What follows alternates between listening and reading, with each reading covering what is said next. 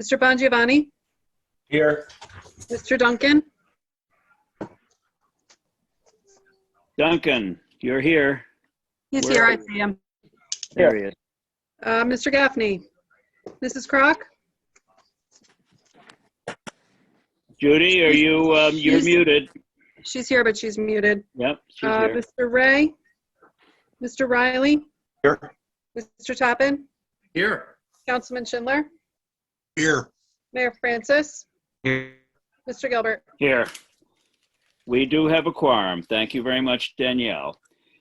Minutes of the meeting of April 6, 2021 were distributed electronically. Are there any additions or corrections to the minutes? Seeing none, I will entertain a motion for approval of the minutes of April 6, 2021. I'll motion. Second. Mr. Bongiovanni, Abstain. Mr. Duncan, Abstain. Mrs. Crock, Judy, you're muted. Judy, muted. Mr. Riley, Yes. Mr. Toppin, Yes. Councilman Schindler, Yes. Mayor Francis, Yes. Mr. Gilbert. Yes. We have a work session to get us started tonight. Abramovitz, Block 41101, Lot 2, 393 Maxim Drive. The plaintiff would like to convert an existing two-story mixed-use structure, commercial and residential, located in an R1 zone to a two-family or three-family structure. Is Mr. Abramovitz here? He just signed in. Okay, let's give him a moment. Judy Crock, you are still muted.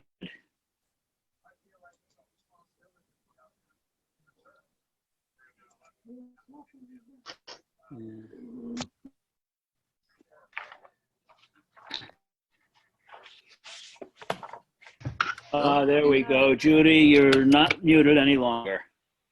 Thank God. Is Mr. Abramovitz here?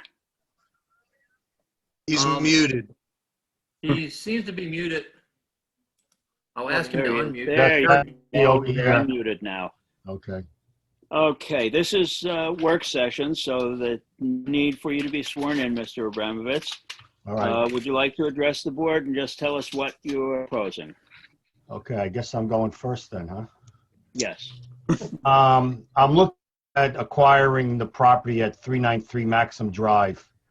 It is currently a mixed-use building with a commercial floor consisting of a dance studio and a food service. And at the second floor is a 2 or 3 bedroom apartment. And I'd like to convert the ground floor, since I have no need for it as a commercial space, into 2 apartments or a single apartment with a professional office.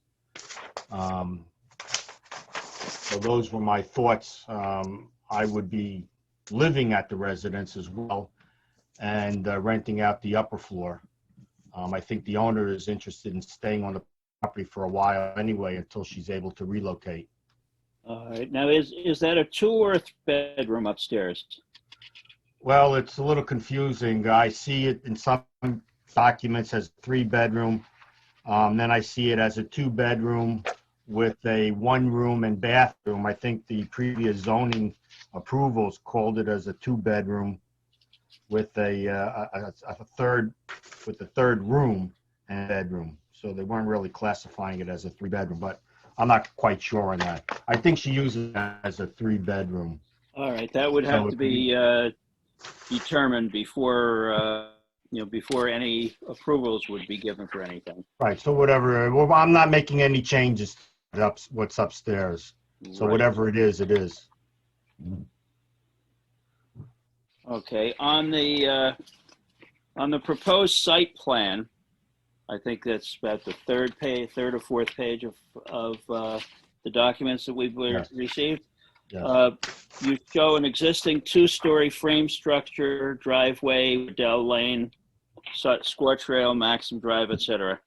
How many parking areas are being shown there? Well, I'm showing 5 spaces. I could probably get 6 if I needed 2 per dwelling unit if I went with 3 apartments. This is, like I said, it's just very conceptual. Yeah, But the intent here is to show that I'm going to be moving the large parking lot that's currently there and reducing the impervious surfaces considerably. mm-hmm. Can you explain what's going on with Lot 4? Well, Lot 4 is owned by the township. It's a tax-exempt property. I might have an interest in asking to acquire it so I can round out the property if it's available. I don't know, but it seems to be an oddball lot. It's basically a rock outcrop, so it's an unbuildable lot. Okay. Well, I think part of it. If this all comes to tuition, just give me a call. I can facilitate that for you. Okay, very good. Ron, you are what with the town? I am administrator of the town. Oh, okay. And here lately, the real estate guru, we're selling a lot of property. So give me a Right, call. it's a useless piece of lot. I don't know why.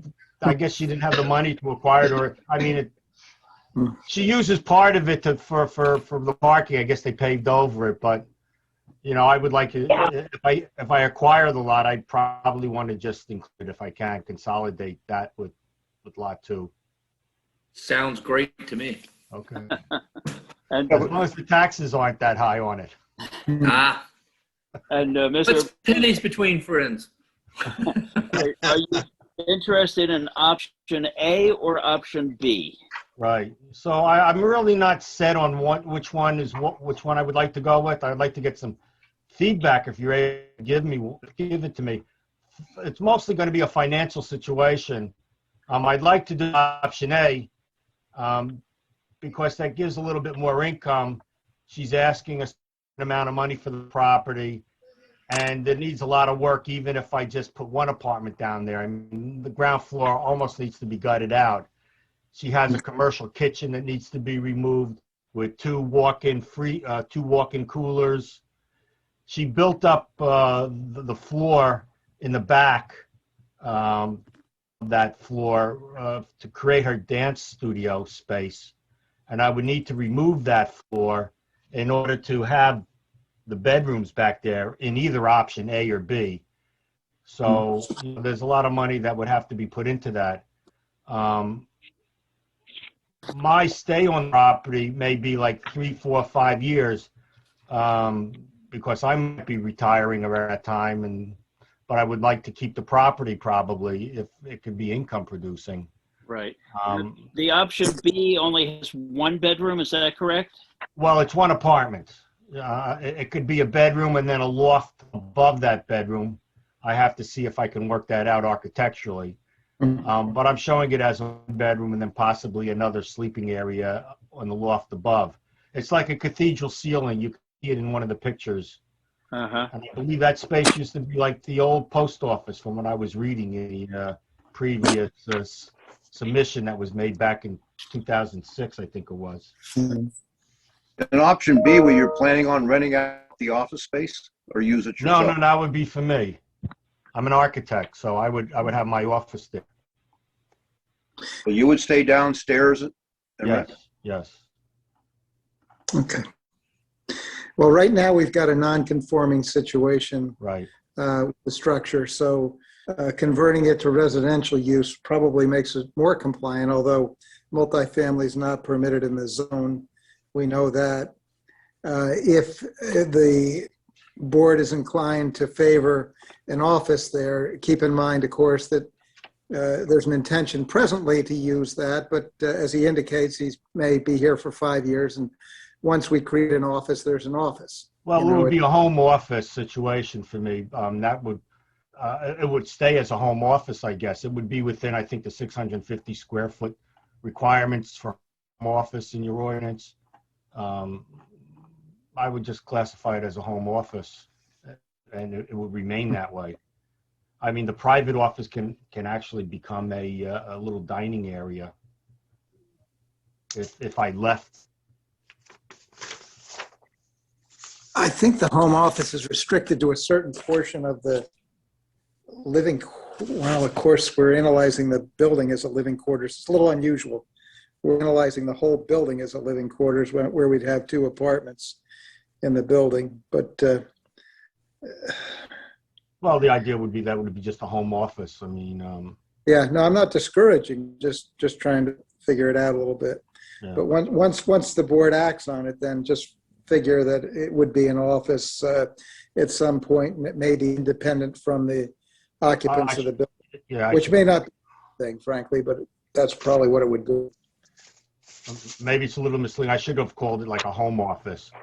No, you Which did. I think is a permitted use in the ordinance as I was reading it. Yeah, it's a conditional type situation, and I'm not sure whether all the conditions are satisfied or not. We could take a look at that. Right, okay. Okay. The other board members have questions, comments? I think it's a better use than what it's being used as now. And it's probably less intense since it's not a dance studio anymore. It used to be a bar. Right. So Um, the big thing is I would be removing a good part of that parking lot, which is kind of like eyesore, I would think. There's a lot of positive criteria that I see here. yeah, one question I have, John, maybe you can answer this, Rusky. By making it a 3-bedroom, 3-family, or whatever, or even a 2, how does that work with the septic? And I know obviously they had a commercial building there, comparatively to what the flow is for, I mean, he'd have to check that out, right? Yeah, correct. And that's what I think is probably the biggest challenge here. If he's trying to increase the intensity of the use and increase the gallonage, he's going to have to get through the health department. Well, it would be reducing it, actually. I mean, there's this huge septic system on the property, enough for 60 people on the ground floor. Yeah, the point is that you have to go through the health department. Yeah, I understand that. Yeah. That would not be a problem. Is this serviced by a well also? Yes. One thing with the 3-family, I would have to bring in a sprinkler system, so I would have to have some kind of holding tank for it. The code requires 3 families to be sprinklered. So I have to consider cost into the viability of it. But I'm more concerned right now whether or not zoning wise, whether a 3-family would be, much of an opposition to the board. I mean, my intention is not to increase the footprint at all. So What's the major drawback for going 3 families? I mean, does it just need a variance, or is it more Yes. complicated than that? Let's ask Bill Haggerty. Yeah, it's a use variance because we permit single-family home use. It's non-conforming now, so there's a good argument that we're converting from commercial to residential, which is what is permitted in the zone. It's just not multifamily permitted in the zone. So at least it's residential use. His argument, of course, is I'm taking out a significant portion of impervious coverage in doing this, and I'm going to have enough parking. If he had an office, a professional office, the ordinance has some conditions in regard to that. One of them is that such use shall not occupy more than 50% of the dwelling unit. Well, what's the dwelling unit? There are 2 dwelling units at that point. right, and I don't have any employees that work with me. All my employees now are just it's just remote.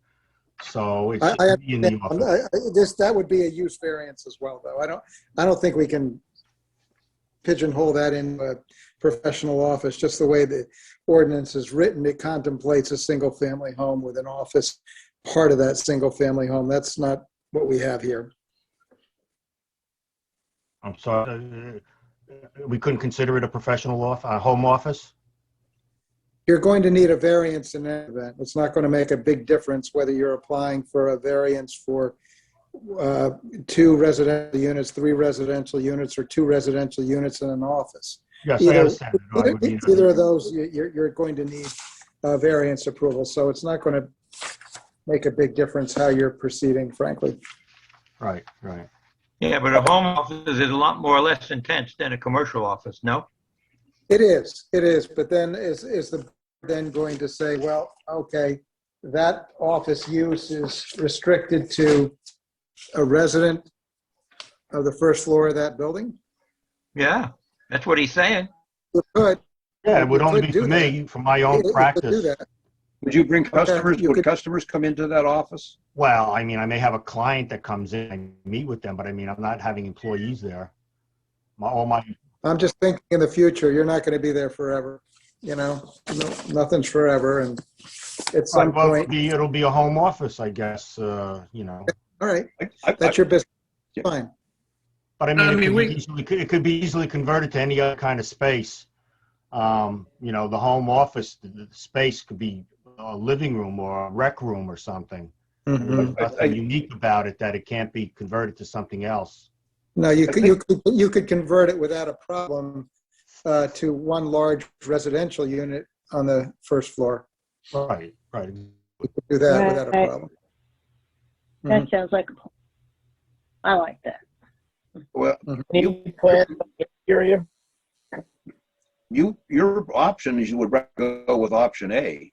So option A or option B, either way, you've got to go for a variance. If I were, I'd go for option A. Right, well, that's what Absolutely. I'm thinking. Give them the home office, though. Mhm. Why the heck mess around with the office? Go for option A and get your 3 apartments. And then if you retire 5 years from now, you got a nice little income property. Well, what do we Right. need? 6 parking spaces for 3 units there, Bill? 6. 6. It's a Well, nice and he- building. he's cutting out a lot of parking space when making it green. He doesn't have to cut out all that. If he needs extra parking space, he can put extra parking space up there where he's making it green. Yeah, All I kinds could of fit room for another parking space in there. I mean, I didn't really draw it to scale, and I'm sure I Right. have to see what the parking sizes are actually. Yeah, I There's mean- got to be 30 parking spaces there today. It's close to it, I think. Yeah, I forget what the number is. I don't, parking is an issue at all. I don't need it. I don't either. I think it's a Tell good him how many improvement. he needs and just put them in. Yeah. He's got all kinds of room. You never have that condition. You're always the opposite. We're all, Duncan, you're right. We're always going the opposite way, and he's going the right direction in what we want to do. I'm like Mr. Raleigh. I would stick with option A and go that route. And you know what? In 5 years, you never know. We'll deal with what's in front of us at the time of your application. We don't have a crystal ball, so we have to deal Right. with what's in front of us. Right. But I think that the guidance that he's asking for is pretty much given, that Yeah. we would look favorably on converting this. Okay. Well, Very absolutely. good. Even if I go with option B, which I don't know yet, I mean, it's still going to be a financial decision I have to make. That's And, your, you know, we could always discuss how I handle that office situation. So you'd come in with a plan, a variance plan to the board, and there may be some conditions attached. At least it's an improvement over what's there now. So that's the important. Absolutely. are there facade changes around the building? I'm sorry, what was that? Any changes to the exterior of the building? Well, I have to see. I mean, I would like to. I don't particularly like the way it looks. That was my What thought. I do, I have to look into it more. I have to see what the actual conversion of the floor is going to cost, and then see how much money I could put into the exterior of the building. It needs work. It needs upgrade. There's a lot. You know.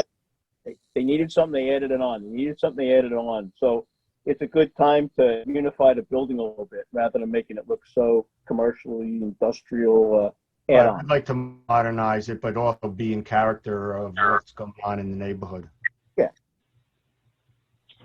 Okay. Are. Okay. So Okay, Mr. Abramovitz, you have the guidance that you need? Yes, I think so. Very much. Thank you very very much for coming tonight. Roger. Okay, thank you. Can I stick around and listen to the other? Oh, sure. Of course. Absolutely. Okay, thank you. Okay, continued applications.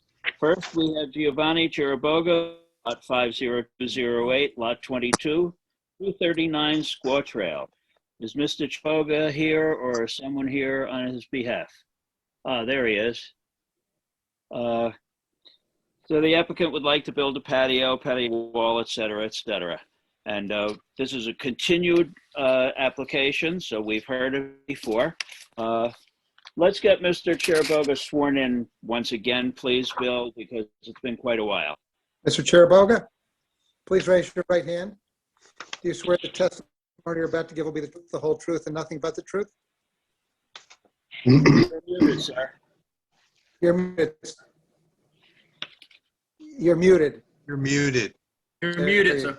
There we go. There we go. There.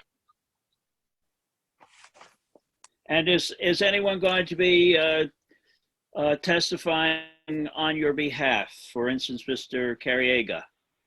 Yes, sir. Let's get Mr. Carriega sworn in again also then, please. Where are you, Mr. Carriega? There he is. Here. Okay. Bill, you want to swear him in? Mr. Carrier, please raise your right hand. Do you swear the testimony you're about to give will be the truth, the whole truth, and nothing but the truth? I do. Mr. Carrier, you're a licensed engineer in the state of New Jersey, isn't that correct? That's correct. Okay, and you were actively involved in the preparation of these plans? That is also correct. Okay, in fact, you've testified many times before this board, Yes, he has. Yes, sir. including this application. Yes, sir. Okay, in that case, where are we on this, Mr. Chiriboga or Mr. Carriega? Either one. I'll take it. We had previously testified about this particular project, and there was question as to whether or not the DEP was going to approve applied for a flood hazard area applicability determination, and the board wanted to see the plan that was submitted down to the state, along with any correspondence from the state. We have submitted the plans to the board, along with the essential approval from the state, indicating that all of the work, as long as it was completed per our plan, met all the permit by rule conditions. So essentially the plan itself, the only modifications are really to cut back the existing patio behind the house, because the patio that exists behind the house, or on the not on the lakeside, the backside of the house, is a larger footprint than was there pre-existing. We have to cut the paver area back to the pre-existing conditions, which is in the plans. So we have received the correspondence from the DEP that's acceptable from their perspective. And the correspondence you're referring to is dated March 9, 2020, on the flood hazard area applicability determination. That's correct. And you submitted a FHA applicability plan dated February 19th in order to get that determination. Is that? That's correct. Okay, so why don't we submit those two as Exhibit A1 for the April 20th hearing, Exhibit A2 for the April 20th hearing.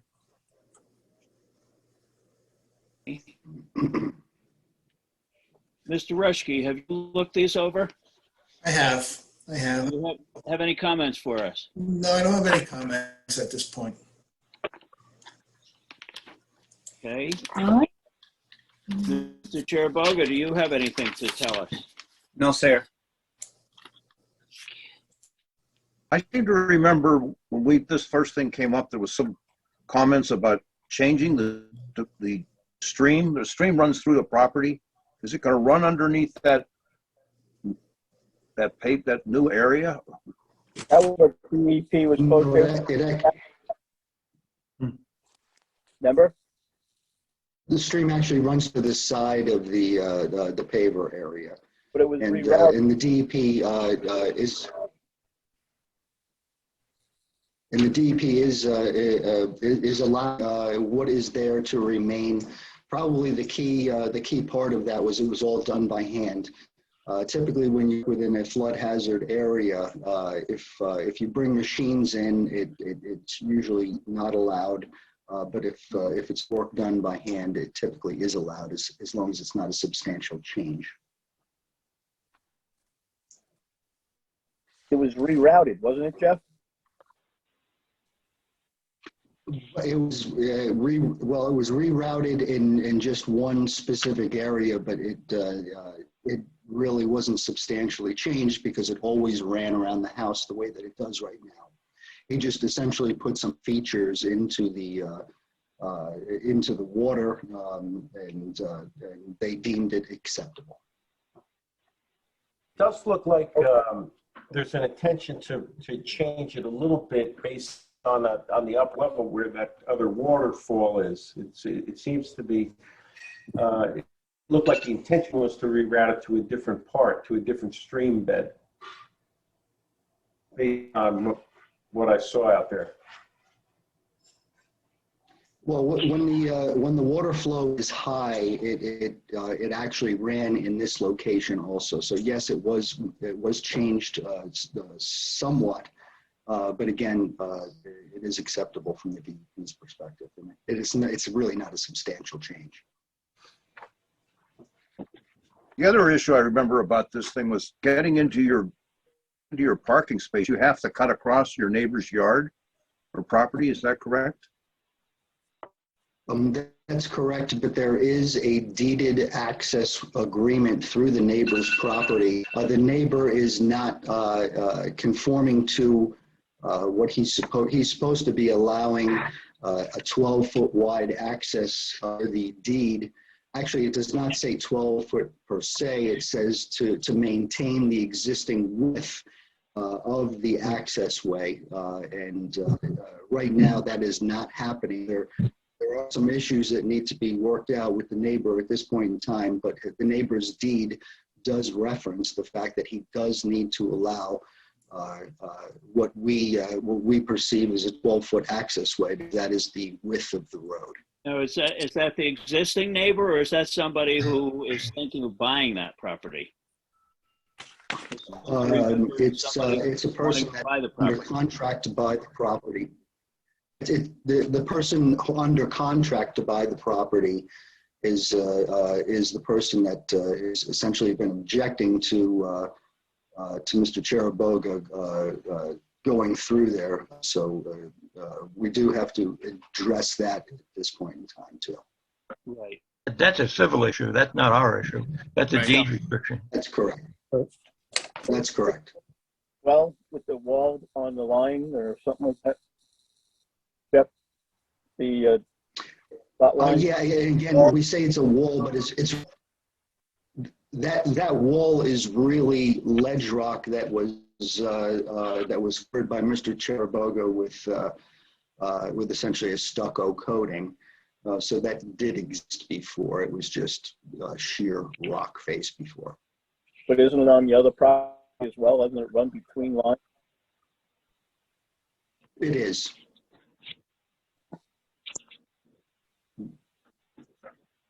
I remember that was an issue with the neighbor. I don't know what existing neighbor or the future neighbor. Yeah, that was the future. The person under contract to buy the property had it, but the fact is, it really didn't change. It was just rock that was refaced with stucco. Yeah, just curious, but how many yards would you be permitted to move by this permit by rule thing to use a shovel? Because years ago they didn't have that much. Early time they didn't have anything but shovels. So what's the limit? 6 cubic yards. How much? I'm sorry. 6. 6 cubic yards? 6 cubic yards. Yep. Okay. Too much. Are there any other questions or comments from the board? Looks like he did his homework. Okay, if not, I will open to the public. I have just a real quick question on the application. I hope this is just a typo. the source of water supply, you say lake water, are you on a well or are you drawing from the lake? Lake water. Run from the lake, I believe. Okay. Any Blake? questions or comments? Mhm. Okay. Okay, let me open it to the public.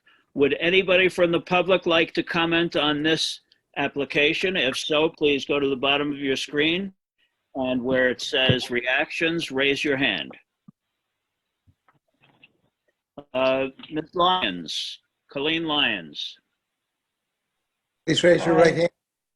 Hi, good evening. Do you swear the testimony you're about to give will be the truth, the whole truth, and nothing but the truth? Yes, I do. Okay, and you're speaking on behalf of? The Lake Hopatcong Commission. And I was just going to build on Ron Tappan's question to say that I think that the DEP does regulate against, I mean, I know that the DEP regulates against using water. And, you know, with the recent HABs issues, you know, it can become an issue. So I just want to make the applicant aware of that.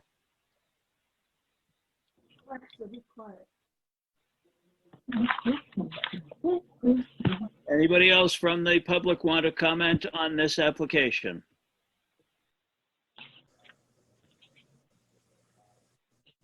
Okay, seeing none, I will bring it back to the board. What is the pleasure of the board?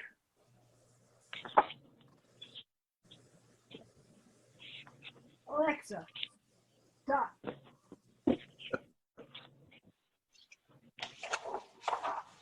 Nobody want to make a motion? I'll make a motion to approve it. Okay, do we have a second?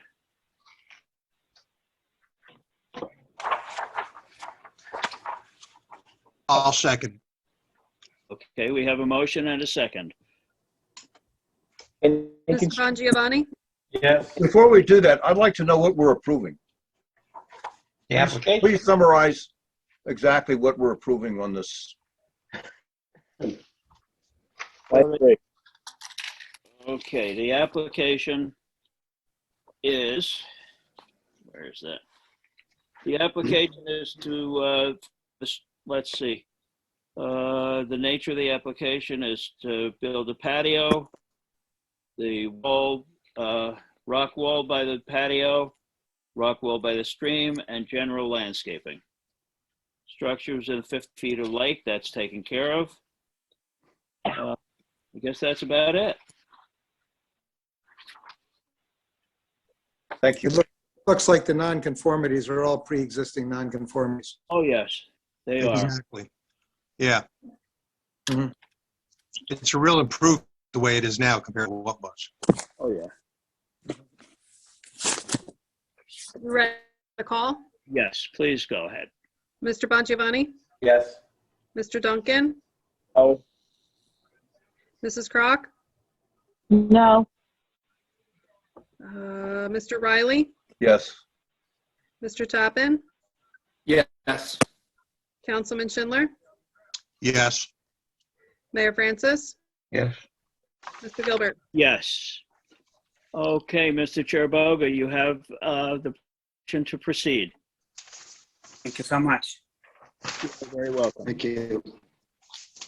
Okay, next, number 2, still continued applications. Mark Annis, lot 50208, lot 26, 247 Squaw Trail. The applicant would like to add in approval, existing second deck, etc. Last time we heard this one, Mr. Colabella told us that that Mr. Annis was interested in moving this back pretty much to pre-existing conditions. So let's again have Mr. Annis sworn in, and anybody else who is going to be testifying on your behalf other than Mr. Colabella. Mr. Annis, would you please raise your right hand? Do you swear the testimony you're about to give will be the truth, the whole truth, and nothing but the truth? I do. And I take it, Mr. Carriega, are you going to testify as well? Yes, sir. Please raise your right hand. Do you swear the testimony you're about to give will be the truth, the whole truth, and not the truth? I do. And again, you're a licensed architect in the state of New Jersey, and you participated in the preparation of these plans, correct? No, I am a licensed engineer. Oh, I'm an engineer. I'm sorry. I'm looking at the architectural plans while I'm talking engineer. And you participated in the preparation of these plans, and you've testified many times before this board, including 10 minutes ago. Yeah. Yeah. Sir. Yeah. Okay, let's turn it over to Mr. Colabella. Yes, thank you, Mr. Gilbert. We also have Joseph Gates here, the architect, if we could have him sworn as well. Oh, sure. Mr. Mr. Gates. Please raise your hand. Do you swear the testimony you're about to give will be the truth, the whole truth, and nothing but the truth? Yes, I do. And you are a licensed architect in the state of New Jersey That is correct. and participated in the preparation of these plans. That is correct. Thank you. Thank you. So we appeared back in October, on October 20th, 2020. The meeting was carried to February 16th, 2021. And there were issues that were pointed out during those meetings with respect to the current condition of the property, and the issue with regard to certain improvements that were made without permitting. And after much discussion, it was agreed, and we, Mr. Carriega and I and Mr. Annis and Mr. Gates as well, discussed the prospect of putting together a mitigation plan in terms of addressing each of the areas of noncompliance. And Mr. Carriega had done that and has submitted the plan. And in addition, Mr. Gates has submitted an updated drawing for the house, which includes a sunroom that he will be discussing in a few minutes. But I would like to have Mr. Carriega address his revised plan and discuss each of the areas of mitigation that have been addressed in the plan and what the intentions of Mr. Annis are with respect to those areas. So with that, Mr. Carriega, could you just go through the plan and we can go through each of the areas of mitigation, please? Sure. If I go to sheet 3 of my plans, the first area of mitigation was is the area of fill up by the septic system, where is leaning up against the chain link fence.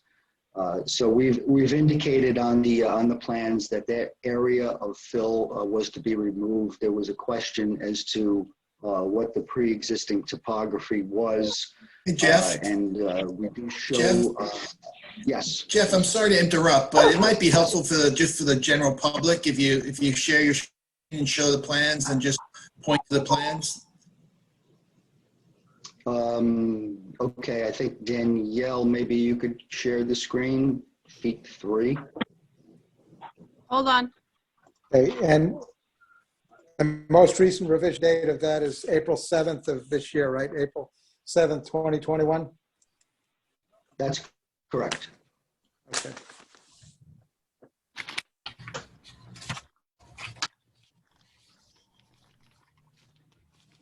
Hold on. I think I got it.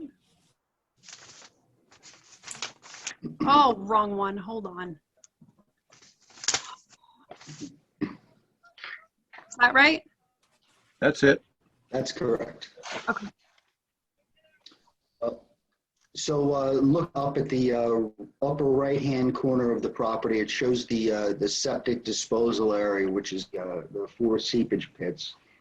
And we have indicated the topography of the pre-existing topography in that area to be restored to the elevations when the septic was installed. Right now, there is fill on top of the septic. You're only allowed typically 9 to 18 inches of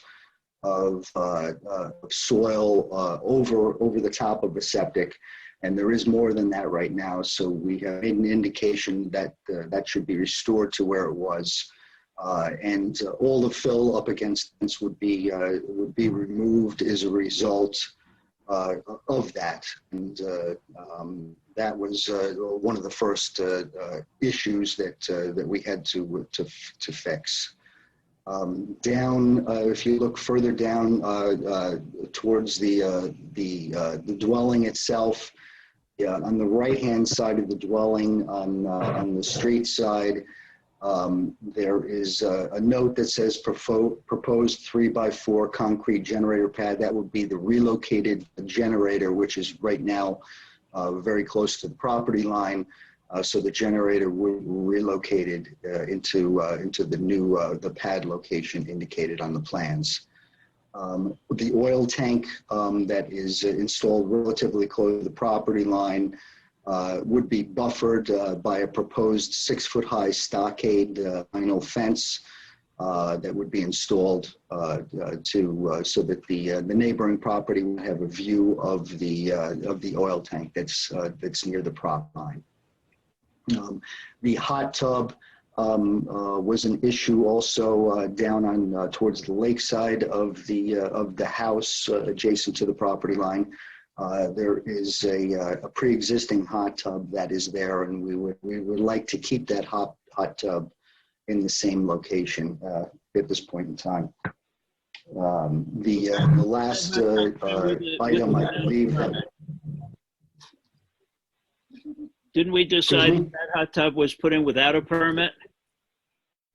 Yep. That hot tub was pre-existing when the applicant did the property. A hot tub was there. The prior owner of the property may have put it in without permits. So I think we are requesting approval. Is it the same one? Right. So, or is it a new one? That Mr. Annis, maybe he should answer that question, whether or not he's intending on still upgrading that hot tub. That hot tub is, the components on that tub are from 2005. I've bought parts to fix it, and it's an old hot tub. It was put in prior to the guy I bought the property from. It was put in by Robertson, and that was in 2005. Do you know if it was put in with or without a permit, sir? I don't know. I could just represent to the board. Done research to find out.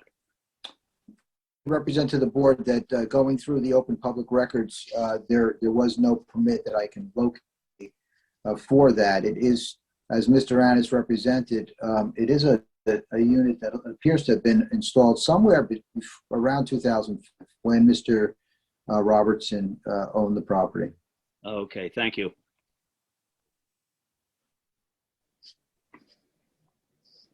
I still have a question. The final. There's still another area, Mr. Carriega, if you could. Yes, the beach area down by the dock installed into the lake is proposed to be removed.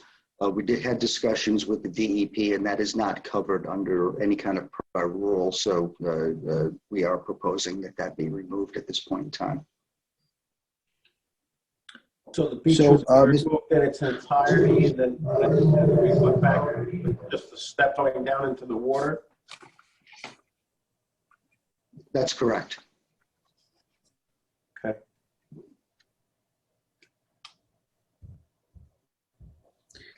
Mr. Carriega, are there any other areas of mitigation which the board needs to be made aware of, or were those the primary areas that were addressed? Those are the primary areas of mitigation. Okay. So I would just open it up to the board for questions at this point before I have Mr. testify with regard to the sunroom. Wasn't the shed one of those unpermitted items? The double shed, two-tier shed? I'm sorry, Mr. Duncan, I didn't hear what you said. Wasn't the two-level shed part of the unpermitted developments on that property? Yes, and that's what Mr. Gates is going to address. You'll see there's an architectural plan that was submitted that shows that that shed would be actually made part of the house. Mr. Annis is proposing to put a sunroom in, which would connect the shed to the primary portion of the house, all on existing impervious coverage. Mr. Gates could testify to that, certainly with more detail. But as far as that's concerned, from testimony, that eliminates the variance with regard to the shed, because it's now part of the house. So the two-story shed no longer is a variance anymore. Yeah, it would not be an accessory structure. It would be part of the main residence. Are there additional questions for Mr. Carriega? Jeff, do you mind just going through the variances so that it just, what are the remaining variances that corrected, and what's the board acting on? There is a host of pre-existing or existing nonconformities that are listed on my cover sheet. I don't know if you want me to read all of them. There's about 15. No, those are listed, but no, the ones that you've corrected are the ones that are proposed. Right. So the ones that we still require are the accessory structure in the side yard setback, and that's for the garage structure up front, an accessory structure in the front yard, and again, that's the only place that you can put any kind of garage is in the front yard in this particular property due to the site-specific restrictions. Disturbance of steep and critical slopes more than 2,500 square feet is another variance. Change in existing grade that raises elevation of the lot within 5 feet of the property line is another variance we're requesting, along with the waivers of no building or structure should be erected or constructed either above or below ground level within 50 feet of the edge of the lake. Non-structural stormwater management strategies. There's no proposed stormwater management because there's no location for stormwater management on the property. Erosion control, groundwater recharge, and run quality standards, same thing. There's no room for us to do any type of water infiltration to the ground. And again, stormwater runoff quality standards are all related to the fact that there's no area available to install these improvements. I think just wanted to, because your testimony was basically brought it back to pre-existing, but they were still, the accessory structures are still new in comparison for this application. Mm-hmm. Understood. Any additional questions for Mr. Carriega? I have a quick question. When you look at the house from the lake, on the right side of the house, are there windows? Well, that's a question for Mr. Gates, not for Mr. Carriega, I think. Mr. Gates then. There are a couple of windows on the right side of looking from the list there, right? Is that correct? Yeah. My biggest concern, and Mr. Rutschke challenged me this the last time, is the existence of that propane tank on the right side of the house, right next to the house. If there are windows right above that house, it can't be there. Right, Mr. Rutschke? I have to defer to Mr. Gates regarding, there are, setback requirements for the tank to a window, but I don't think they're very restrictive. Well, they've hit me hard. I had to move my propane tank 5 feet away from the house because it would have been right underneath the window. It shouldn't be underneath the window. Whatever if it's there, you better not have any windows. You're not allowed to have windows above a propane tank. Well, wouldn't that be the fire marshal? Well, I'm just. Yeah. That would be covered under the New Jersey Fire Code. I would have to double check that code requirement. I wouldn't be able to give you that quick answer right now. The answer is 6 feet. Gas expels, it's not under a window. That could be open. That's the purpose. Indicating Well, propane. certainly we would, any approval can be conditioned upon us confirming what the requirements are, and Mr. Annis will do what's necessary to relocate that tank to make That's sure. great. It's more of a, I'm just calling it out from a safety standpoint. Of course. More than trying to be a pain in the butt.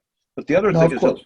it looks like you solved the shed problem by creating a new structure that's closer to the lake that wasn't there before.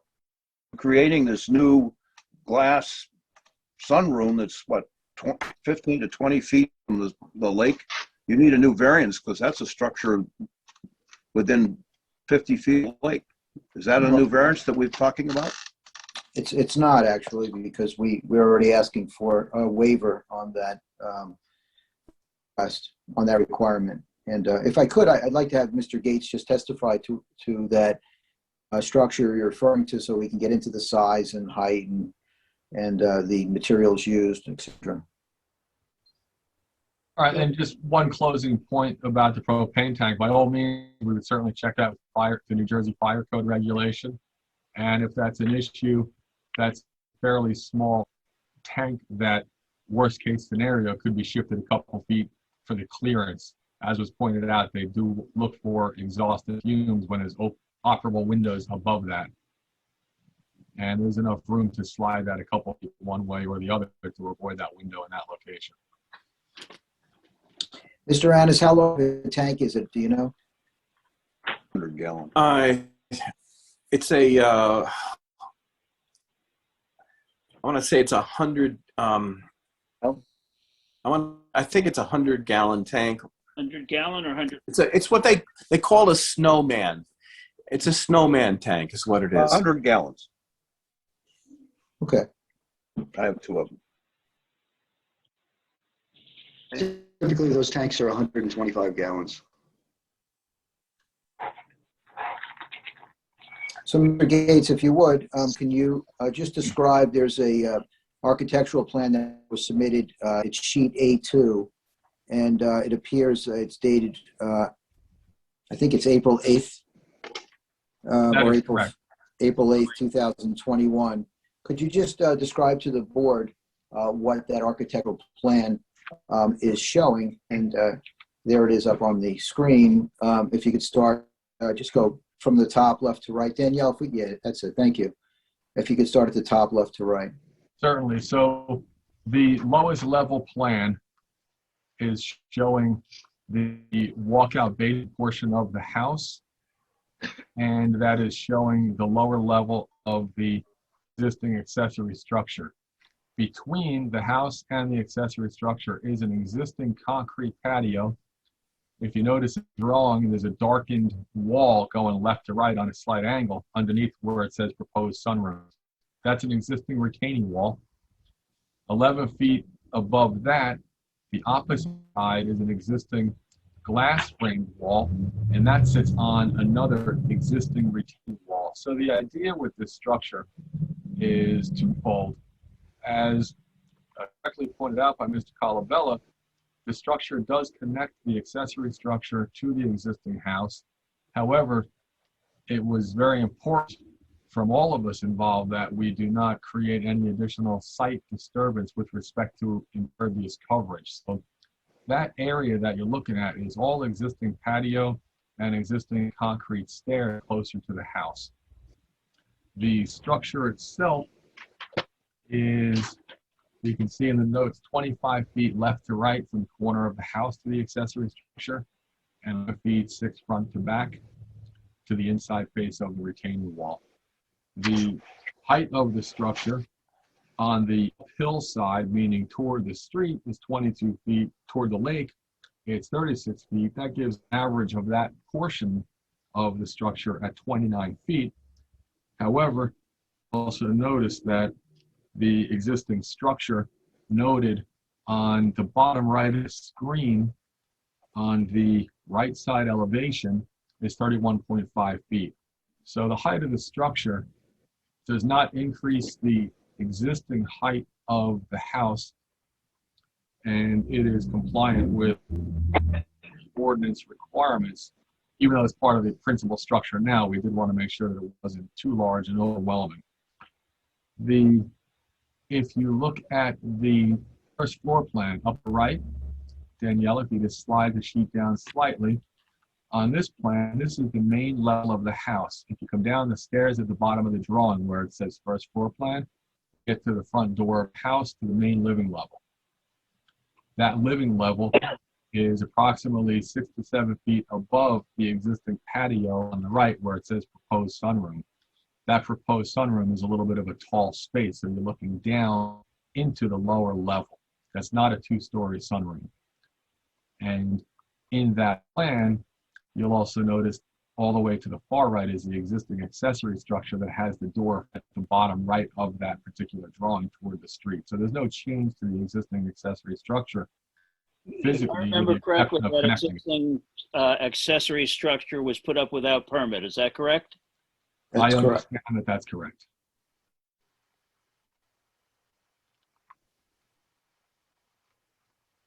And this structure, again, it would be constructed on the existing patio. The retaining wall on the uphill side and the retaining wall on the downhill side are both existing, which helps to avoid any additional impervious coverage and site disturbance in this area. And what would we do about making sure that the existing accessory structure meets codes and is well constructed? From a structural standpoint and from a occupiable space standpoint, there's a couple issues that come into play. The ceiling height below that is 6 feet 11 from the floor up to the underside. So occupiable spaces are supposed to be 7 feet or better. Now, I will point out that that lower level is an existing workshop and there's no plans changed in the workshop. So typically the workshop would be similar to other basements in Hopatcong where yes, they're existing, they're used, but they're not occupiable as far as living room, bedroom, kitchen spaces. As far as the construction of that, those spaces would have to be insulated to become part of the main house. There is electric in there already. There's no proposed plumbing work that would have to happen in there.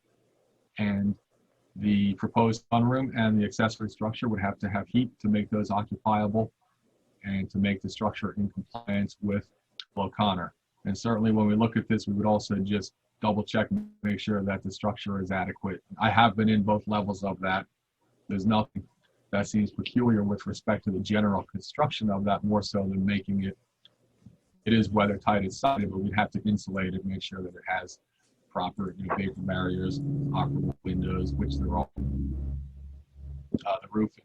Can you describe what's inside of that structure right now on each floor? What are the bottom level is a workshop. So there's workbenches along, on the top of the drawing is the lake. So there's a workbench along the lake side and along the right-hand side. And then there's just some small shelving and things hanging on toward the bottom of the drawing, what I call the hillside toward the street. So when you walk in those French doors, the whole room has workbenches and storage on the left and right side. There is water. There is water in that workshop. There's a long utility sink in that workshop, correct? That's along the right side. What you referred to as the right side. There's a long utility sink there. Yeah, when we went in there today, we did see a sink and that there was a hose running along the back to feed it. So is that going to stay that way, or are you proposing that you're going to remove that? Mr. Annis, could you address that issue, please? Yes, we would keep that. We would keep that. We would do better a plumbing job, but we would keep that sink. It's a utility sink for basically servicing the plants. Okay, thank you. I apologize, I stand corrected on that. When we had measured that was right around the time of the 30-inch snow, a bunch of stuff around, so I apologize for missing that and stand corrected on the plumbing aspect of that.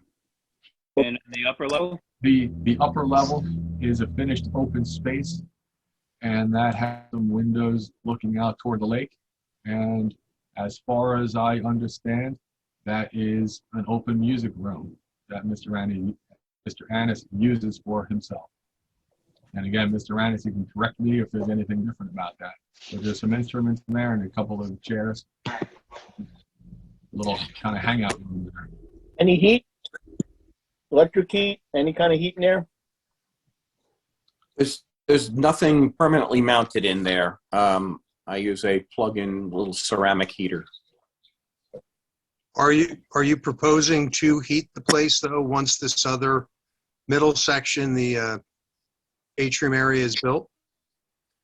Yes, then it would be become more serviceable and would have some sort of heat, but probably just a baseboard heater, something minimal and simple.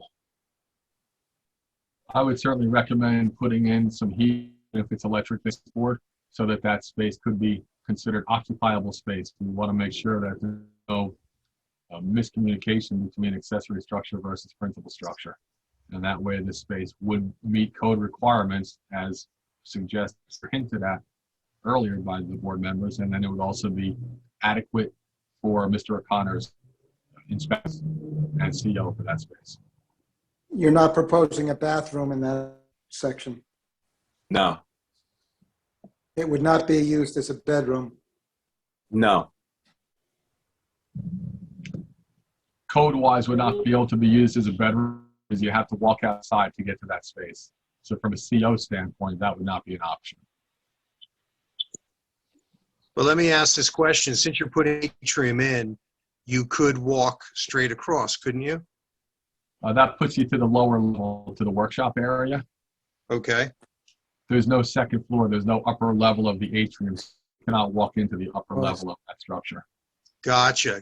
Okay. So There you're was not. a window that's existing as a window for the two-story structure that would be overlooking into the new atrium. So basically, I guess under testimony, you're not going to make that a bedroom up there then? That's Is that correct. That's Great, correct. okay.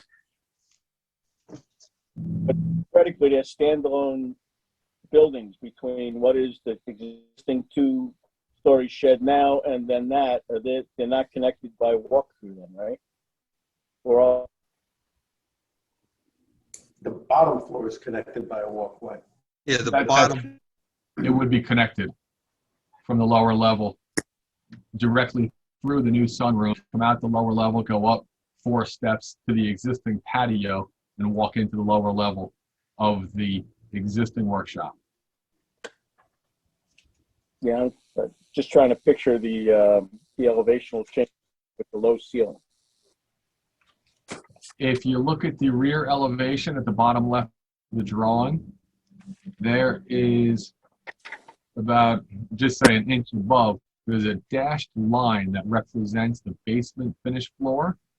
Then there's another dashed line above that that represents the first finished floor.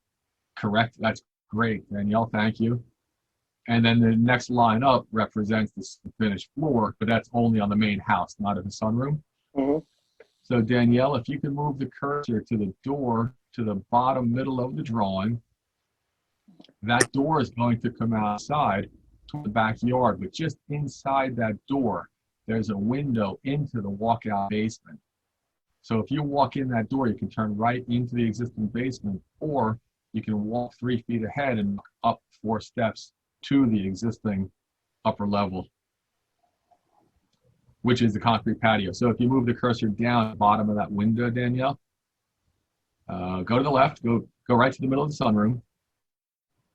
The difference between the dotted line of the basement is 4 steps up to the windows just above the cursor. That's the base, that's the concrete patio that's existing, which is the ground level of the shed. It's 4 steps up, and that would be enclosed. So that's why we would count this as an occupiable structure in that solarium, so that could get a CO from the building department. Now, you keep saying that you're not increasing the impervious pavement at all. However, that auxiliary structure was put up without permit, and that alone increased that was done larger than what had been existing. So that alone increase the impervious coverage. Am I correct?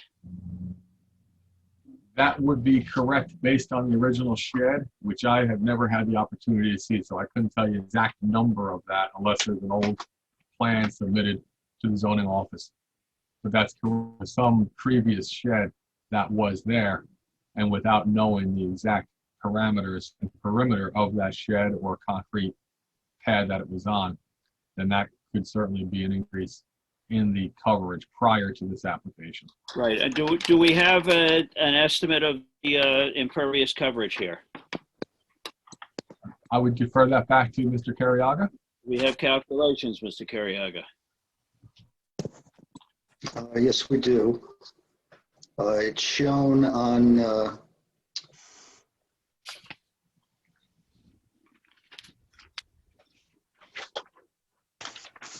sheet 2 of the plans.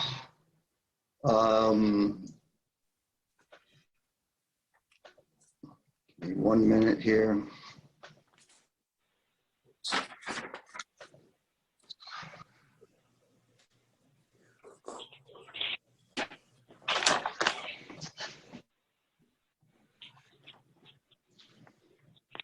The lot coverage calculate? Yeah, just give me a minute. My Yeah, so you computer's not have existing responding lot well to coverage me. calculations, but that's assuming that, I mean, we don't know that that is correct because that structure was put up without permit. And that became existing as far as you know. Alan, why don't we ask Mr. Annis? Mr. Annis, I have a question for you with that accessory structure. I mean, you replaced what was there before, and I know that we asked you today when we went and visited, and you said that a snowstorm took it down. And could you just explain what happened and what was there before? And was that concrete there before, or did you add to it? That concrete was there before. There was a shed in that location. I have a picture of it here. I'll hold it up as best I can. I don't know if you folks can see this, but there was a shed there. It was a big shed. It was not tall, but it had a big footprint. It was 12 by 12 shed, and it collapsed in a snowstorm. Was sitting on concrete, but it did not go all the way to the end of the concrete.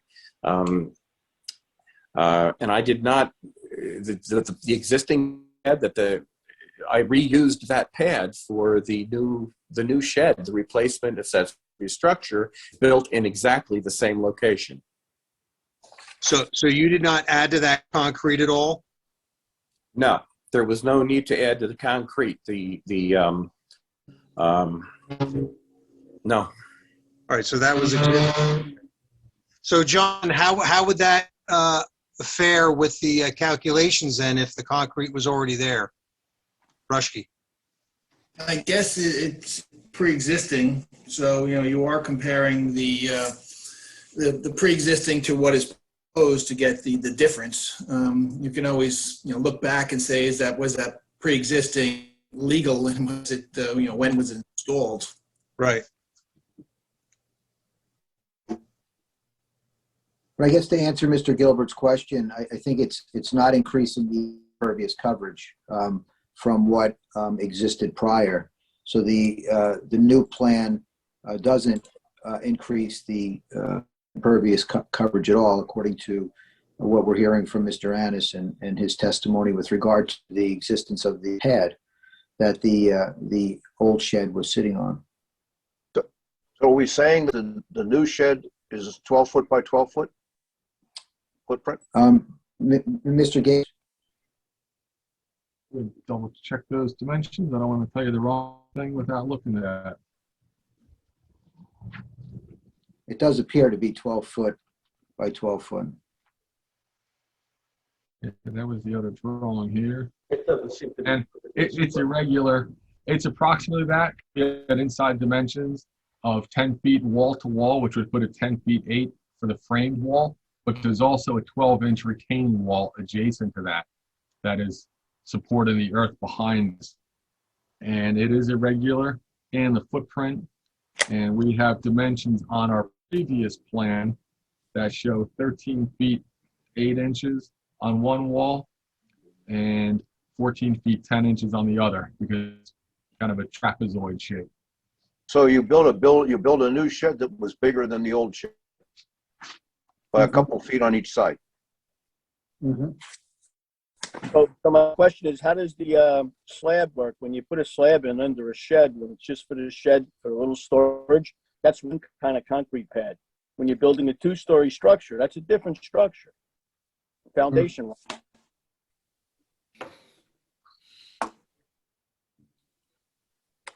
Jeff, do you want to field that one? Since you know the topography. Essentially, any kind of 2-story structure should have a minimum 3-foot deep footing or pin to ledge if ledge is less than 3 feet. So I would, I guess, propose at this point that we verify that the foundation is acceptable per applicable building codes for the actual footing of the 2-story structure. Yeah, because that old. And with regard to. Yeah. Sorry, I missed you there. Have a cold joint where it was added on. You really don't know how the slab was widened, you know, how it was, you just don't know how it was built. I guess that would have to determine. That's correct, but you could underpin it.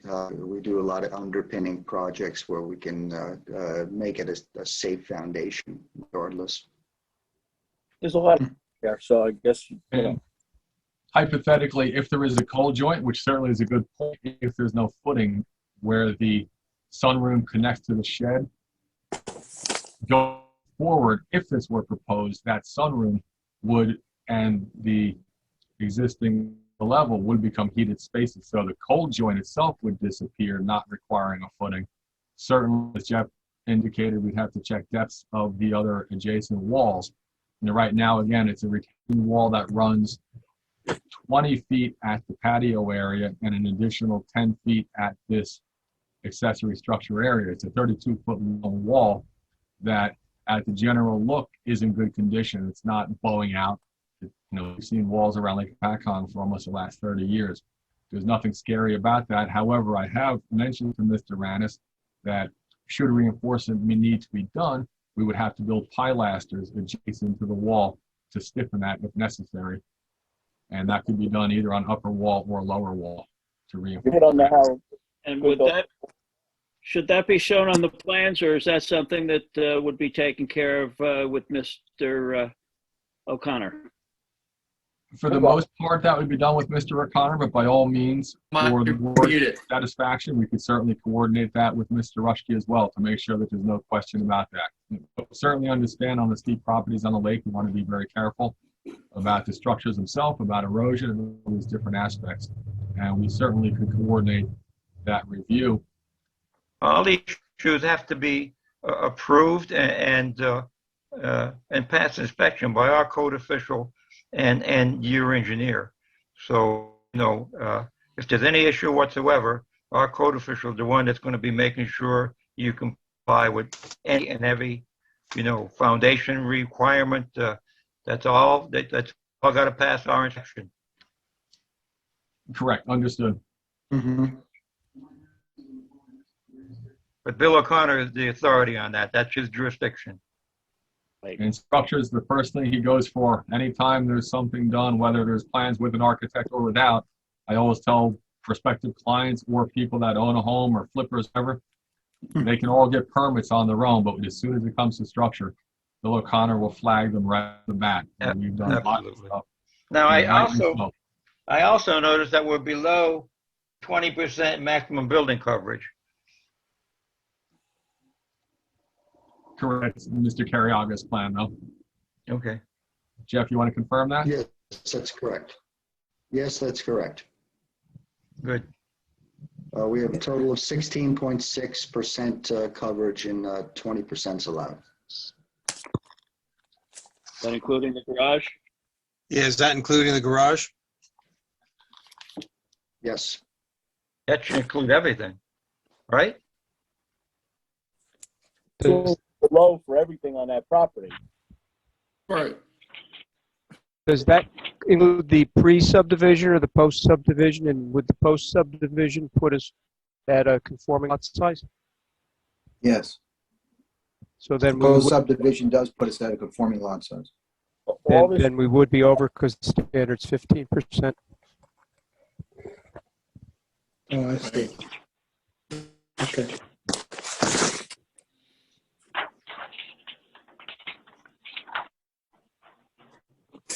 Yeah, good point, Bill. Yeah.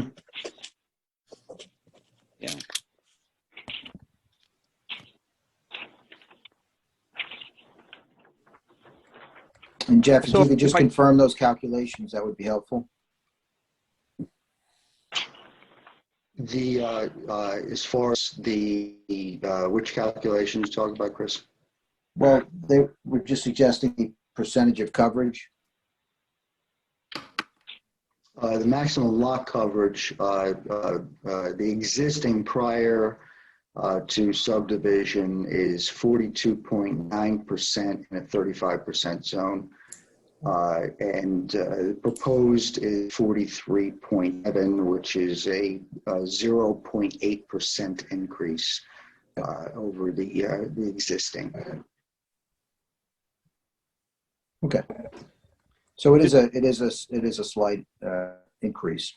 If I Mr. could- Gates, I'm sorry. Go ahead. I'm sorry, just the, and I'm not saying Mr. Annis had done this, but I had gone through all the previous approvals on the property, and some of the patio work between the house and the lake is not coordinate with some of the earlier surveys. So very basically, our pre-existing, so when Mr. Carriega came to the property, of course, he was determining what's pre-existing, but in reality, some of that may have not been permitted initially. So the high number, the 40% range, is potentially was not permitted initially.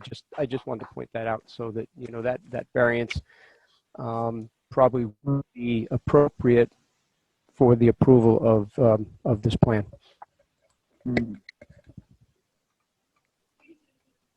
Bill, is this the paper you were talking about? The one you gave me that had it marked out with what was done that wasn't approved? Yes, the areas that are highlighted in red were areas that going through all the paperwork, I could not find any zoning, I would say that, and again, not necessarily Mr. Annis, but somebody had done this work without zoning permits. So,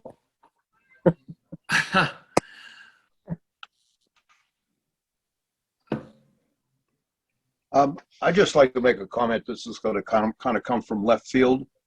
I really don't like the idea of putting the sunroom in and attaching it to the shed to make the shed part of the house. This just doesn't feel right to me. I echo that same comment. Nice And to get around things.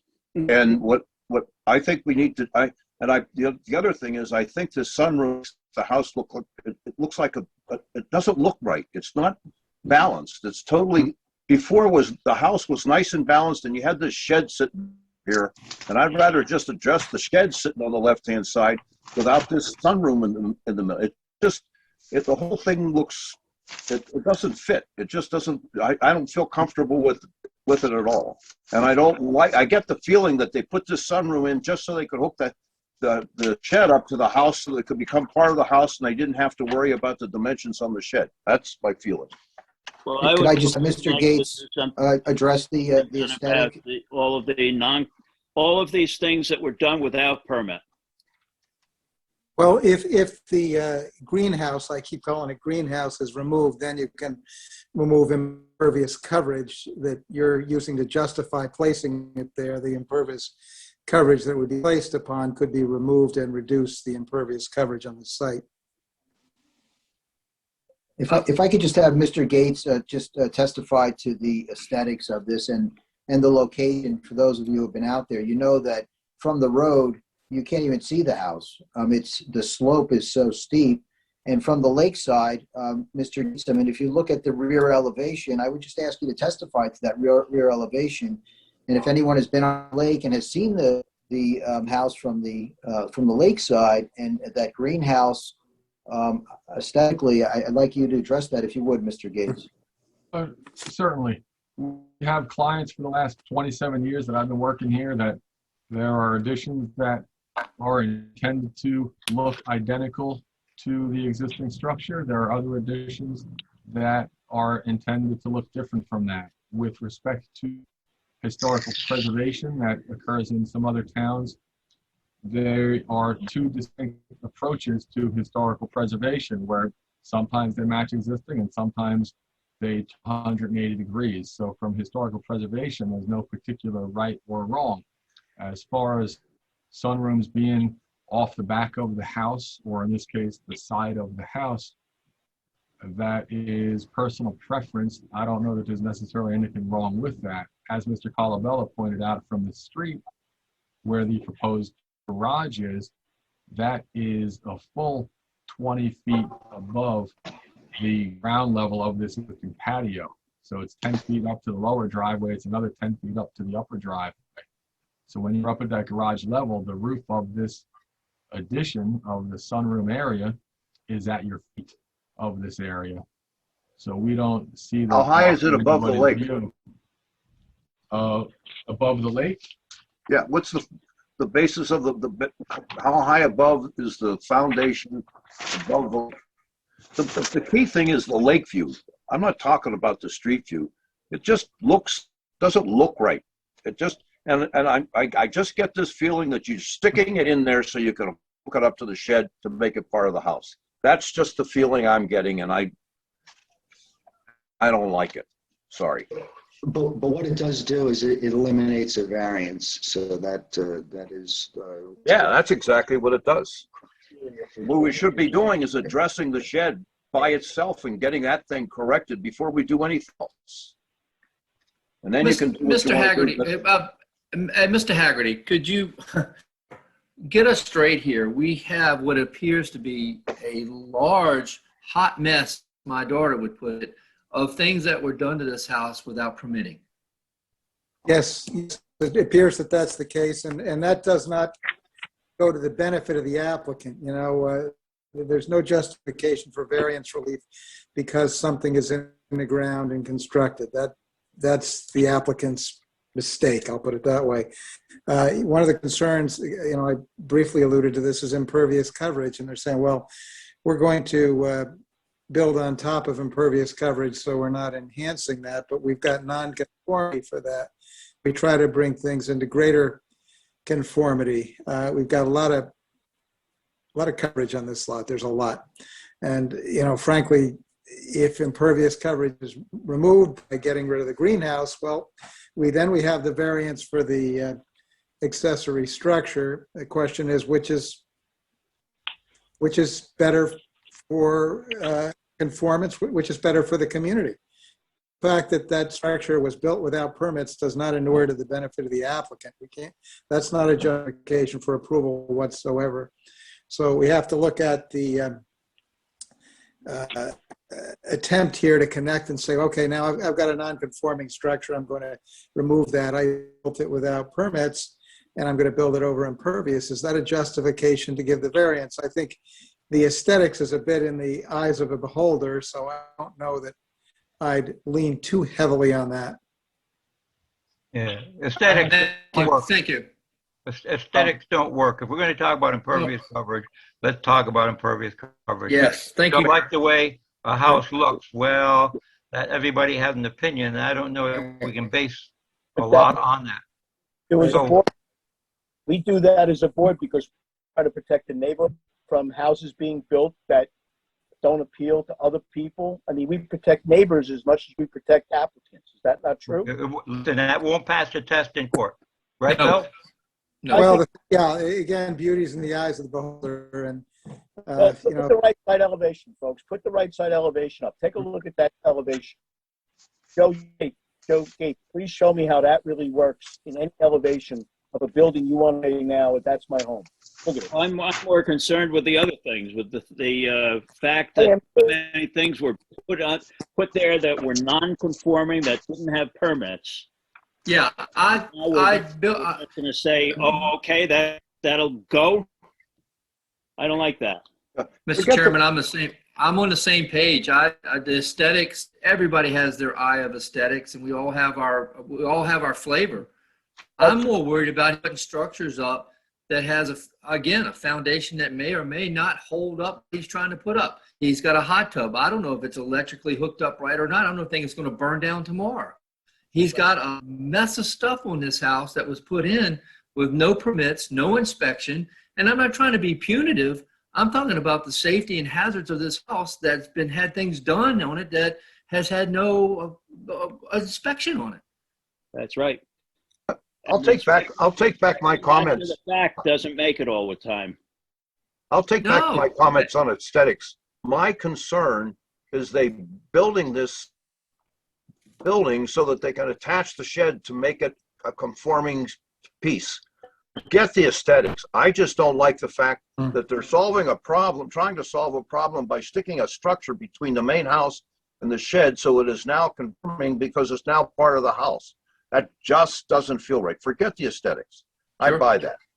I just think that's just the wrong way of going about solving a problem we had in the beginning, which was a shed that just didn't fit right. So what is your suggestion? Because we could all say to him, like in a previous meeting, take the shed down. Then he come back. Hold on, he can come back with the same plan and say, I want to build this addition. And what do we say? So it's really just moving it forward. You might not like it, but it's really just moving it forward for the shed. All the other stuff that was, before he bought it, that's what really I think we have to deal with. Because the impervious. Well, the shed as well, because that was put up without permit. No. I get it. So he's going to have Donegan there, inspecting this whole thing. And if it isn't built right, he's going to have to redo it or, I would rather go back. The impervious area is already there with the patio and all that is next to the house. I mean, that from what I understand is right. I think, it's all those other areas that you're talking about that's in pink. That's really what you have to talk about. Danielle, can you put that back up again, the pink area, the pink drawing? Still drawing?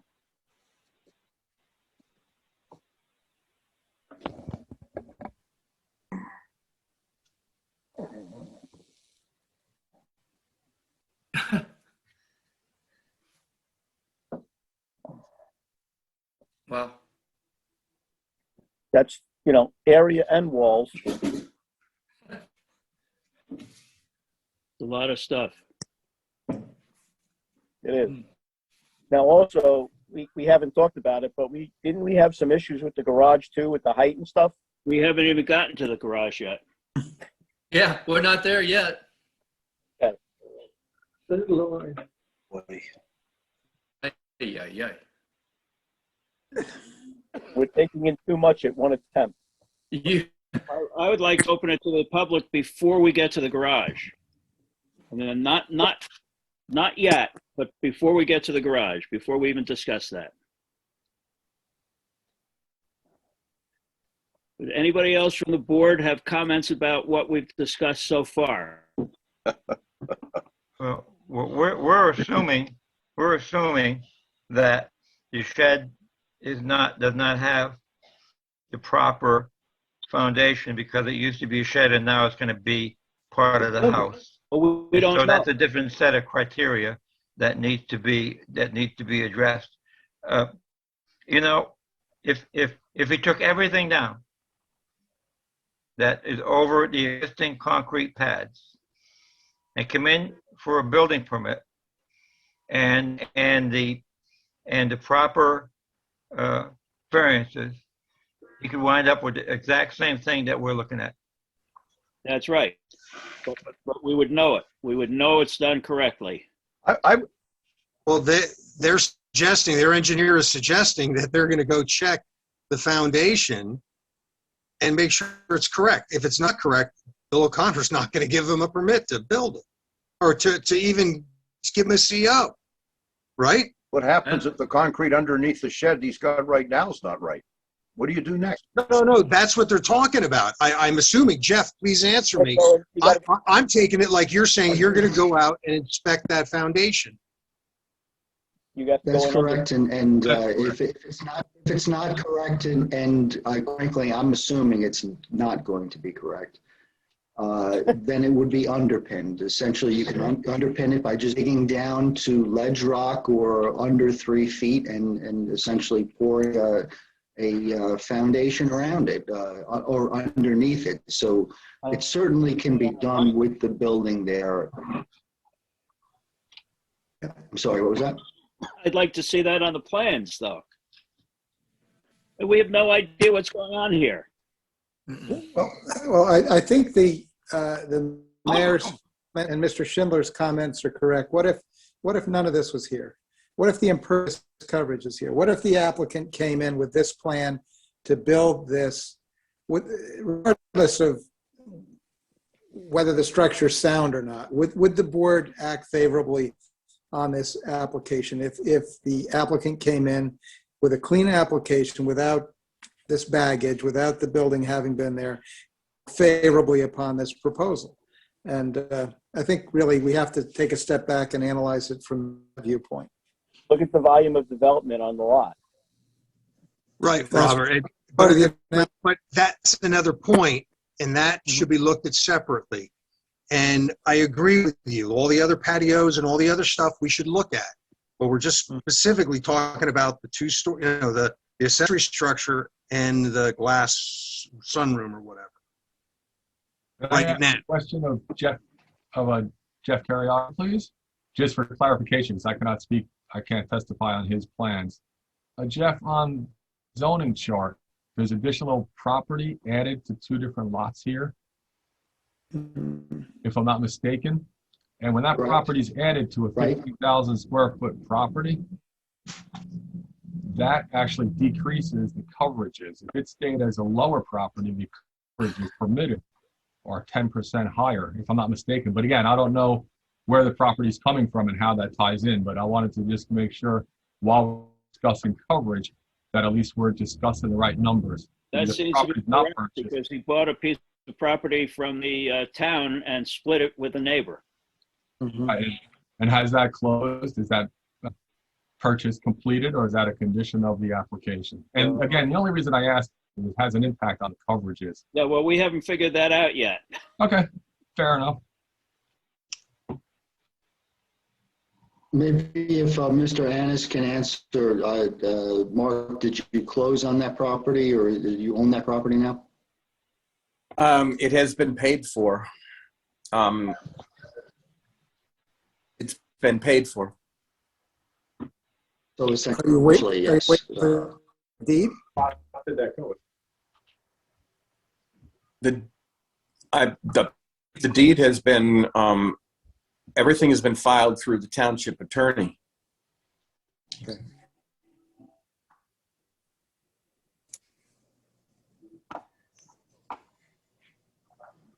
So that has to be incorporated into this lot, and then that changes the number, correct? The numbers are based on that purchase price. Our numbers shown on the plan. The numbers works shown on our against plan the applicant. It works against the applicant because, as Mr. Donegan pointed out, the permissible goes from 20% to 15% because of the conforming lot area. So in a sense, it may work against the applicant. Under the 20%, he would be conforming. Under the 15%, he would be non-conforming. That's the building coverage. Correct, Mr. Donegan? Yes, and also on the lot coverage, you go from 35% for the non-conforming, the small lot, to 25% for the conforming lot. Yeah, that Lancaster lot was purchased because there was a driveway and parking area built on the town lot without any permission. God, it only gets better. Jesus.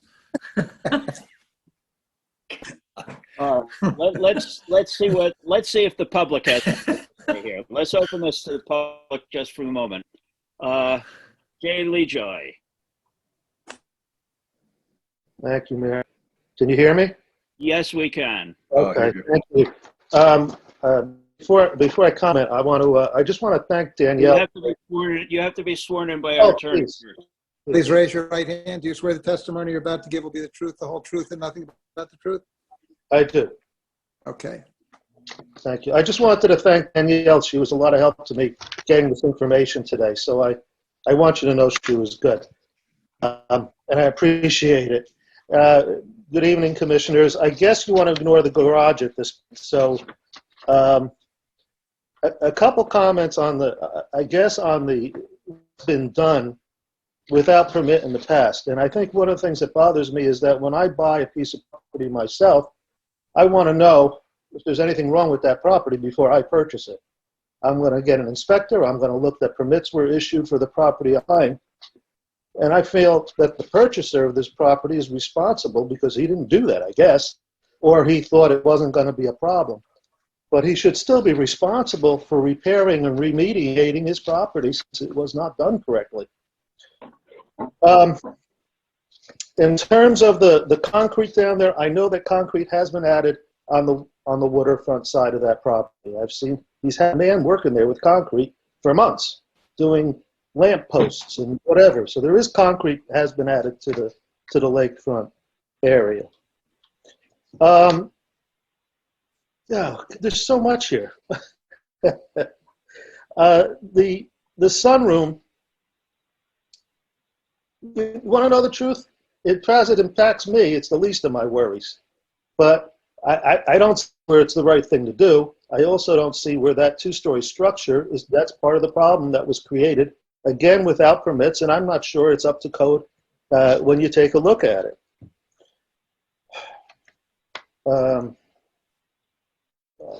I'm trying to avoid the garage, and I'm trying to avoid the fence line and some other things. Let me make another comment. I'm assuming you're going to open this up again when you start talking about garage. Yes, Okay. I am. So, like one of the things I want to mention is in October, when I spoke to you last, I talked about drainage pipes coming from his utilities through my fence and draining onto my property. Now, I would have been embarrassed had that be me reported to your board about that situation. As of today, those pipes are still there. There was no attempt to say, well, let me at least get the pipes off his property. So that's still there. I have a problem with believing what Mr. Annis is suggesting whenever he says this is what's going to happen, or his engineers say this is what's going to happen. It always seems to be piecemeal. It always seems, well, we'll do this, we'll do something else, we'll make this happen. But it's hard for me to have faith in that. He talks about the hot tub. You were talking about that. He was talking about the hot tub. Well, if that hot tub is in such disrepair, remove it. Hot tub someplace where it fits code. Why would you invest money in something that is not up to code, which shouldn't have been there in the first place? The same thing, they were talking about the generator setbacks. I'm not sure what the setback is off my property for these items. I don't know where I would look for that. I'm assuming someone there knows what the proper setbacks are. But I would really like all of whatever is not at the proper setback along my property to be remediated. Whether it's an oil tank or a generator or a propane tank, whatever is too close to my property line should be moved off, so that I can have that remediation and get back to a normal property line at this point, including the dirt that he's going to remove. I'm assuming that was done to placate me. What else do we have? We have the sunroof, we have the fates, the garage. I guess I should stop there, assuming you're going to open it up, because I do want to talk about the garage. I do want to talk about my property line more and the fencing, and a couple of other things. But I know it's getting late for you gentlemen, and I will give you one other thing. I'm not a good Zoomer, so this is new for me. But this is my third. What is this? The third meeting on this?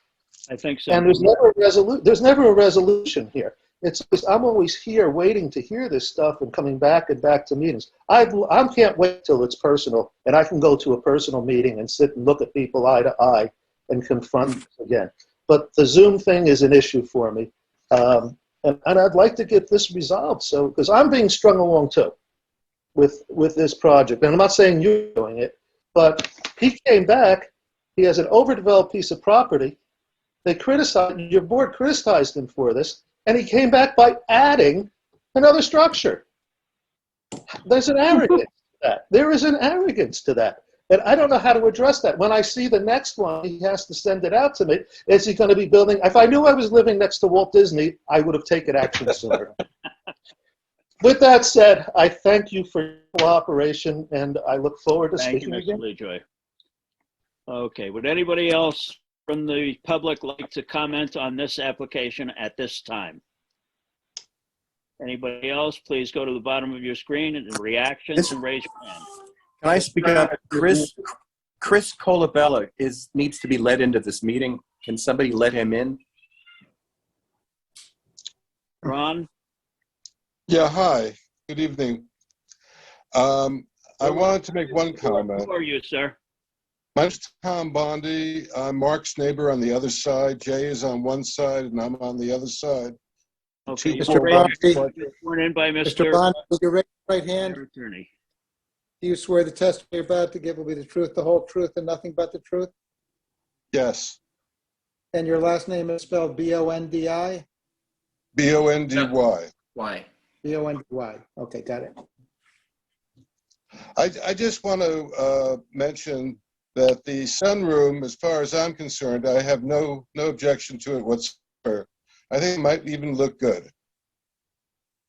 And that Mark is a welcome addition to the community.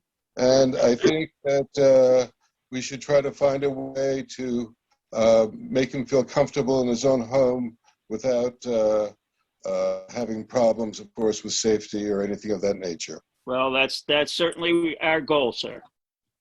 Thank you. Yeah. Okay. Anything else? Don't worry about being safe. What's that, Jim? I'd rather be safe in my home, quite frankly. Okay. Would anybody else from the public like to comment on the portion we have been discussing so far? If so, please go to the bottom of your screen and on reactions, raise your hand. Okay, seeing no one, I'll bring it back to the board. Coming to the board, so far we have not discussed yet the garage. Do we want to go on to the garage next, or do we want to make a motion at this point, or what do we want to do at this point? Well, Mr. Gilbert, if I might, Mr. Gates did testify with respect to the garage the last time we met. Right.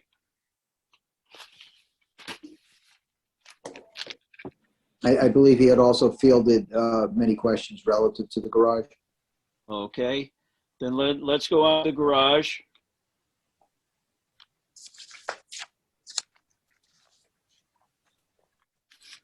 Are there drawings of the garage? What was that? Are there drawings of the garage that we can put up on the screen?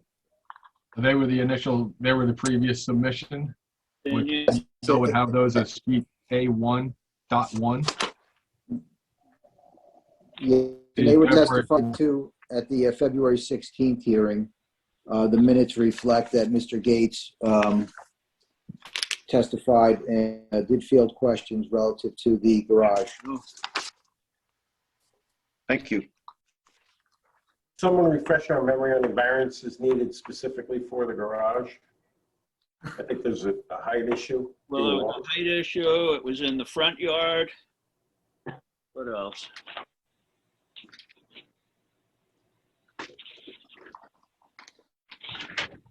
Got it. Yeah, Mr. Kyrie addressed that earlier in the evening. There's about 4 or 5 variances there with the garage, as I recall.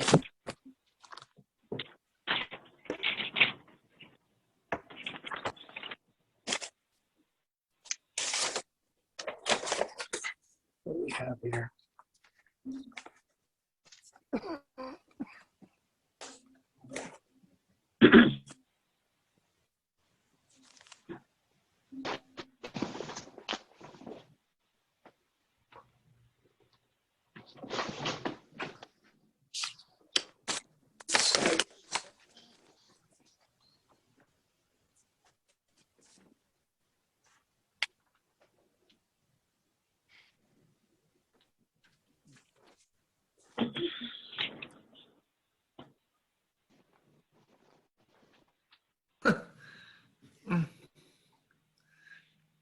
Wow.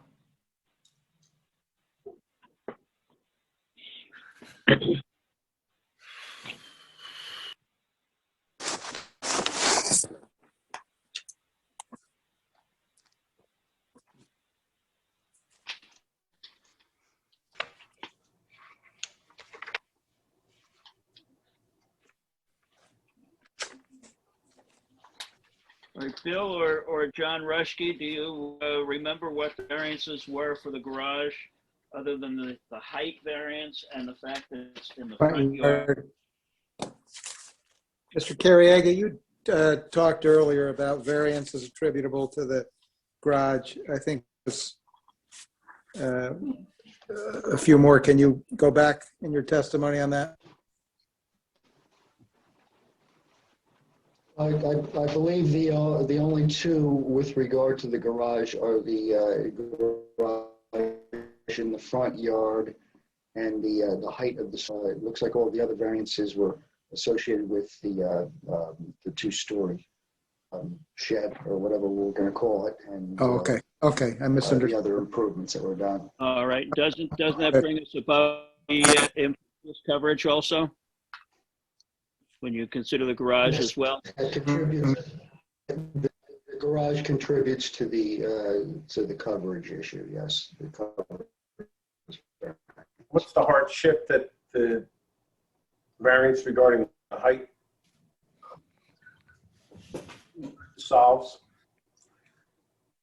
Why does the garage need to be so tall? Typically with the houses on the lake, a lot of lower levels don't have conventional basements of full height ceilings where the houses, quote, level lot would be. Not that there's not many level lots in a Hopatcong. Well, what we find is many of our clients are always looking for some storage space because they're deficient in storage in the basement and crawl space levels due to the ledge rock and the steep conditions on the property. So Mr. Rannis was just trying to get some additional storage up there. That's what the shed's for.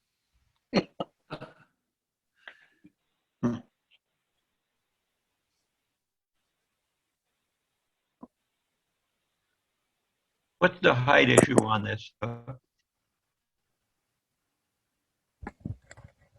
The height up to the ridge is 26 inches.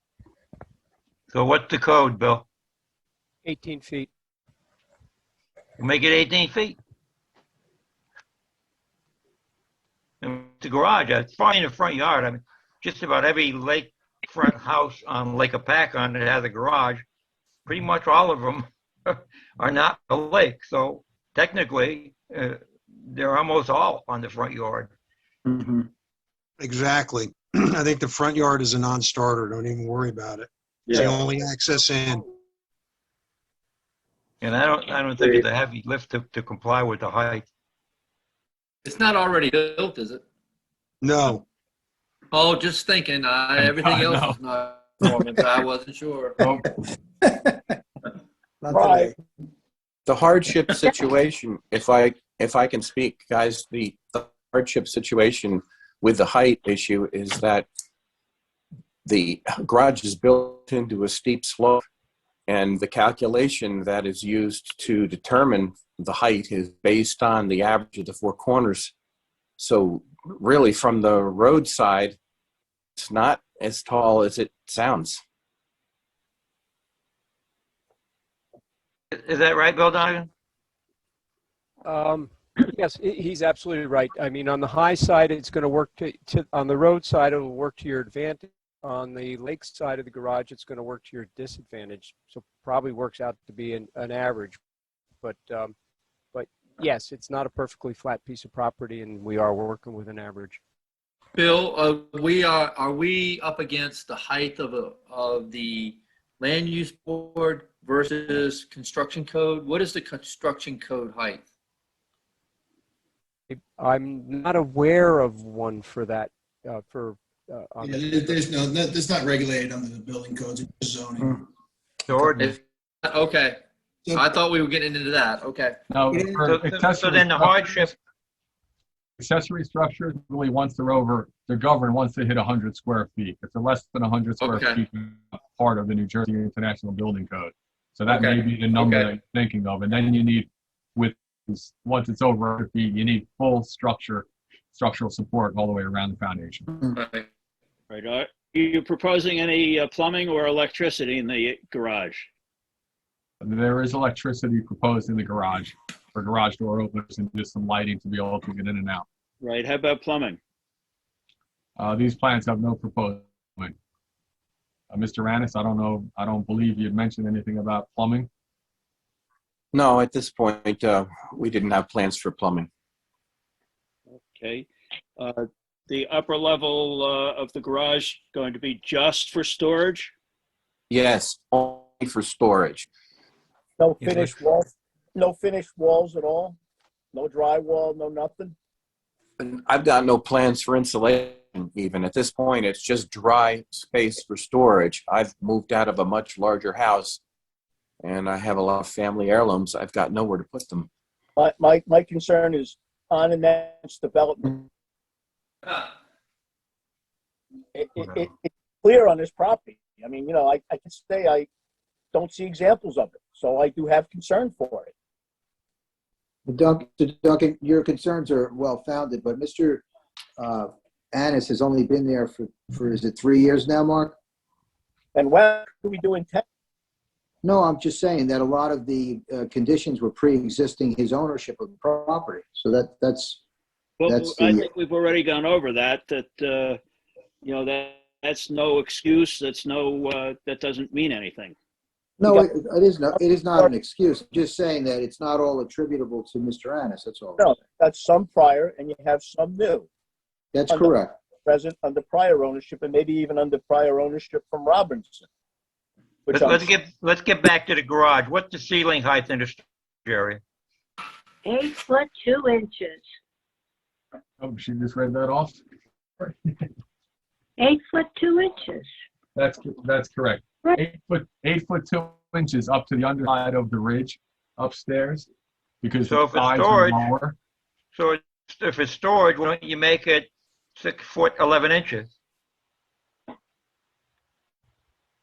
See, we always worry about the people using it for other than storage, and so you made it less than 7 feet. There's no way you'd be, legitimately be able to use it for occupancy. Am I correct? The only concern I have is, that's the height to the ridge, and to put a proper pitch on this roof so it will shed a snow load, by the time you're a few feet away from the ridge, you're going to be hitting your head. Okay, so what's the average height of the ceiling? Average height is in that 7 foot 2 range.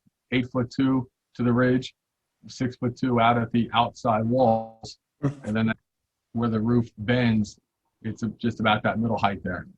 But the point I'm making is that if we look at the architecture and it's built so that it's not really easy to go live there or make an apartment or something like that, which people do, then we've done our due diligence.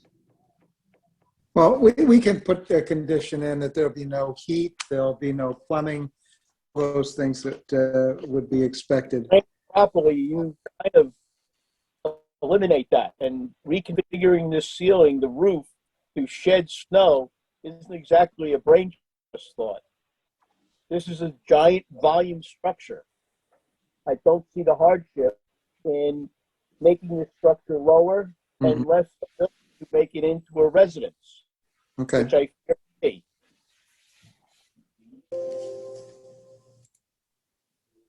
Too much development, folks. Other comments, questions about the garage? Let's open it up to the public again in that case. I'll open it to the public this time to ask questions or make comments about the proposed garage. If Danielle, anybody- can you?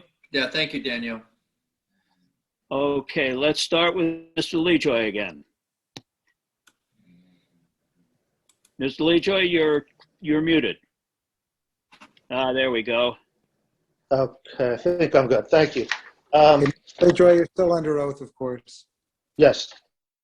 Okay. A couple things with the garage. Well, first of all, it's 22, let me see, where did I write that down? 25 by 22. So you're talking about 550 square foot garage. That's a huge garage. When you talk about the height, I happen to think if you look at the front doors, I'm assuming the architectural drawing is accurate. I could be wrong. But they have it as one large bay door that opens up, not little doors for a Fiat and something else, but one big large opening door on this drawing. Mr. Annis still has his backhoe and bucket loader on his property. It moved in with him 3 years ago. It has never left. Over a year ago, when I went to the town and I said, isn't there an ordinance about industrial equipment being on a residential property? And they said, yes, there is.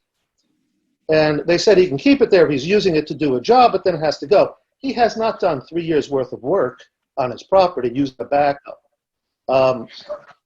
So if you look at that garage, you notice that in the back of the garage, he put a small ceiling, a low ceiling in the back, but it doesn't go all the way across. He needs that height to shove his backhoe in that garage.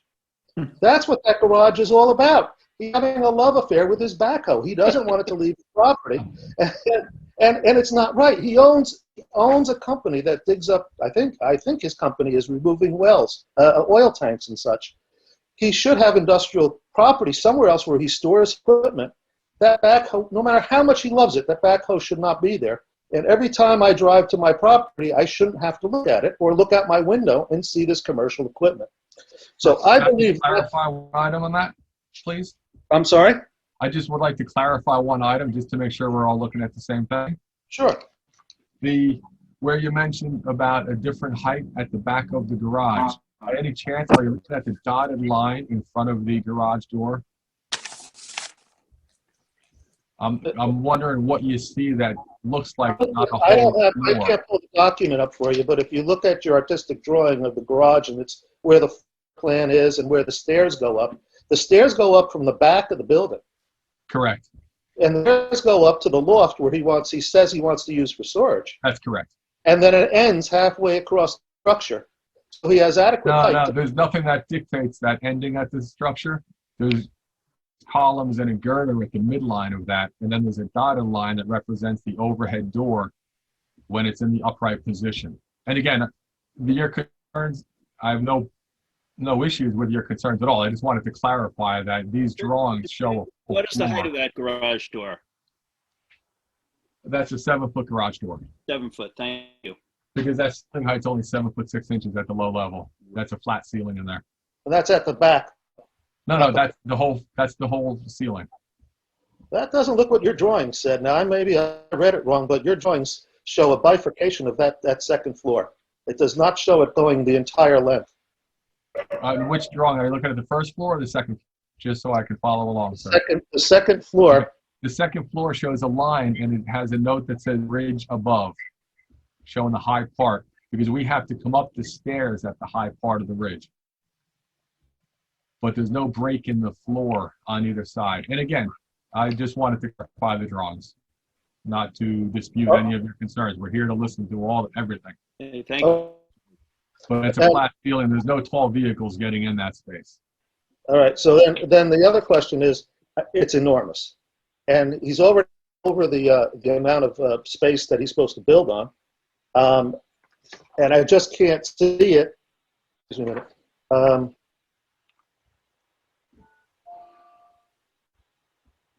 Yeah, I just think that the dimensions of it are unrealistic for the property. Now, they're talking about he's buying this other property to fix another problem that he has, the adjacent lot. But that's still doesn't, if you look at the piece of property he's got there, every inch of this property is going to either be macadam or concrete or garage or house. There's nothing left. And he's building a larger driveway in the plans.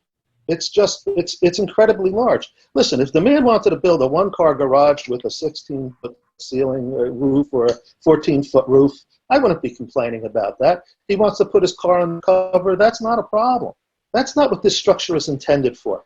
This structure is entirely big to be utilized at a residential piece of property at the front of that yard. And that's all I'm going to stare at this point is this property, this garage, and now he's going to have to move the backhoe closer to my property so he has someplace to put it once if he builds a garage. So I don't know how to deal with this anymore in the sense that Mr. Annis does not respond to the problems that he has, which are violations of law and code. And he does not rectify even the existing ones. I feel bad because he's my neighbor, and I hold no animus towards him. I really don't. He's a nice enough guy. This is not something I hate my neighbor. But what he wants to do is wrong. That's what I'm saying. All right, I talk more than I should. Okay. Colleen. Thank you. Colleen Lyons. Okay. There we go. Colleen, please raise your right hand. Do you swear the testimony you're about to give will be the truth, the whole truth, and nothing but the truth? I do. And you're speaking on behalf of the Lake Hopatcong Commission. Correct. So just two things here. The applicants, professionals attested that there isn't any room to put any stormwater drainage in on the property. And if that is the case, then maybe it should be considered that the property can't accommodate a garage of this size. The other thing is that, during one of the last hearings, I asked the question, if that land is if the purchased property is added to the size of this property to bring it into conformance, that would reduce the impervious coverage requirement to 25%, not 35%. So that should also be a consideration for this property. Thank you. Thank you, Colleen. Would anybody else from the public like to comment on the garage or any aspect of this proposal? Okay, seeing none, I will bring it back to the board. What is the pleasure of the board? What do we do with Bill's Dunnigan's drawing that shows all that pink area that there's that hasn't been addressed? Well, there are a couple of options. One option is to ask that it be addressed. We delayed this second time. Mr. Carabella told us that they were going to try and try to get back to conformity, so we could delay it again and ask that they address all of those issues if we want. Other option, we can vote on whether or not to approve the application, and I like to have a positive motion to approve it, and if people are opposed, then just vote no. Yeah, the only way they can bring it back into conformity is to rip that stuff out that wasn't permitted. That's right. The other option is the board accepts what's there now and says, okay, we're okay with, and would say we're okay with that. I would note that you can see in Bill's depiction that there's a fair amount of the impervious that's actually across the lot line into the lake area, I guess you'd say. So, I'm assuming the calculation of impervious only includes what is within the property boundaries and not what is across the boundary into the lake area. Somebody want to, either Bill or Mr. Carriega, do you want to address that issue? I didn't do the most recent calculations. Mr. Carriega is able to do a much more accurate job than me. All I can do is break it down down the little triangles and rectangles. All right, Mr. Carriega, do you want to address that? Well, the calculations that we are shown are just, the improvements that are on the property itself. Okay. Okay, thank you. So what is the pleasure of the board?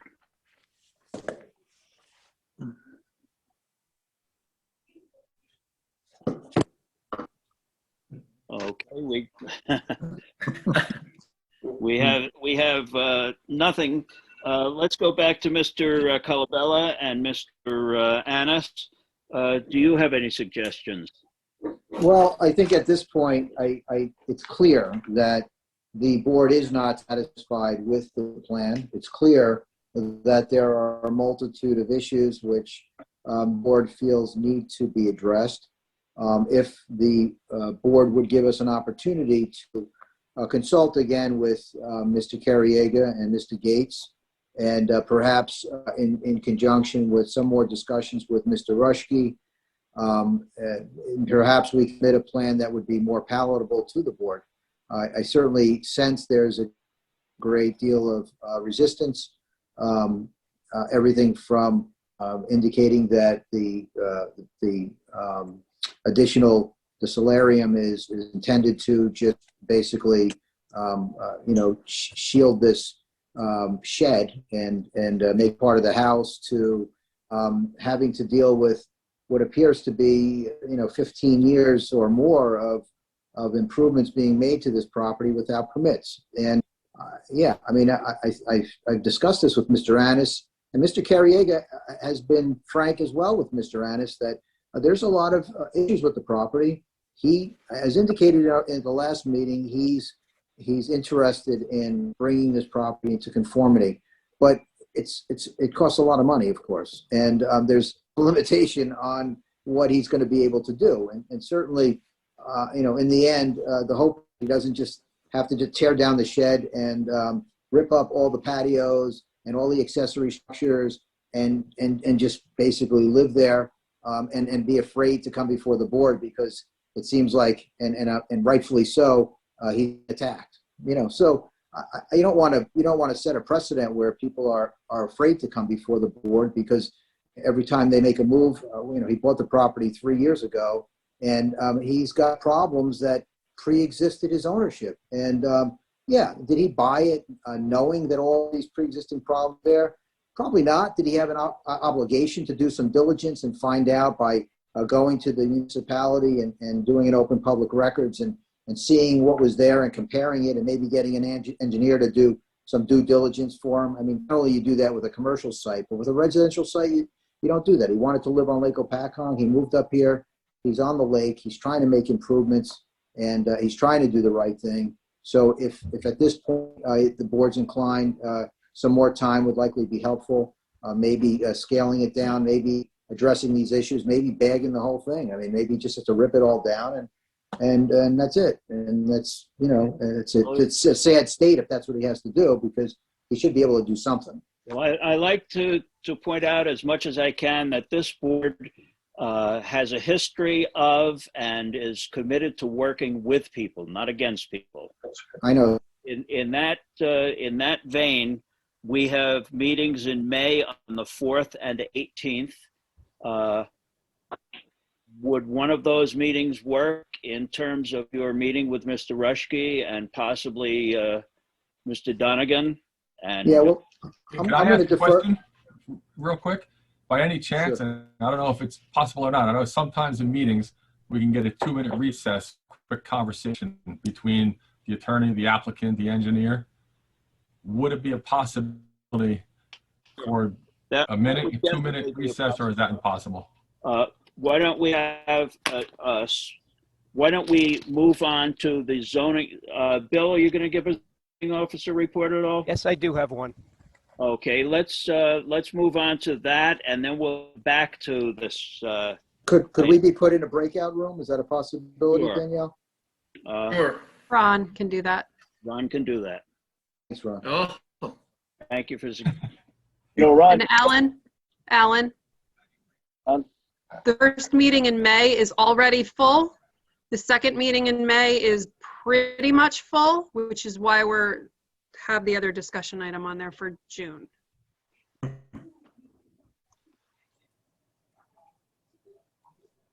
I'm getting out of title tonight. Okay. All right, they're broke out. What'd you say, Rich? You were muted. Nothing. Oh, okay. I said, don't you start. Yeah, I got a title and you had that smirk. I know. Don't watch me so close. Never take a night off. Can't take a night off anymore. God knows. Okay, so where are we, Alan? Bill Donovan. Donegan's report. Okay, but we lost Alan. Should I go ahead without Alan? Yes. Where'd he go? He went into the breakout room. The boys' room. Uh-oh. Hold on. He's calling now. Hold on. Right. Jesus. Hold on, Alan. I'll get you out. Hold on. I had that planned for the mayor, but it was on Alan. Sorry about that. Thank you. I appreciate that. Okay, how do we do this? Okay. This is new ground, boys. Hold on. God, I love There we go. technology. Oh, I don't tonight. I can tell you that right now.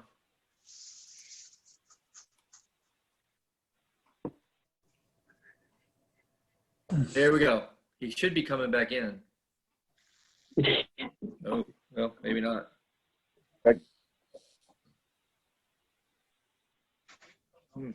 I might have used the big red button. Hold on.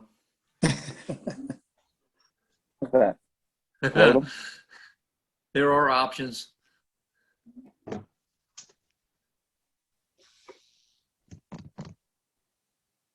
Oh boy.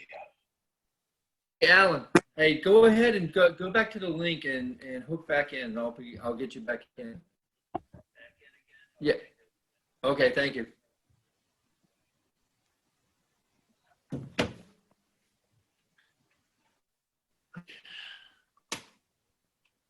Well, it's 9:43. Is it Miller time yet? Yes. Yeah. I'm gonna need a coffee tomorrow. There we go. Got him. Here we go. There we go, Alan. Now he's got to unmute himself. Yeah. I don't see him. Hello. There we go. How was that ride? That's interesting. The first time you've done breakout rooms? No. It had other ill intentions, but that's okay. You were just a sacrificial for it. That's all. That's no problem. Okay, Bill Donegan. Yes. Officer report. Thank you. Now we have an issue I wanted to bring up. Green Tree at 468 River Styx Road down by the bridge.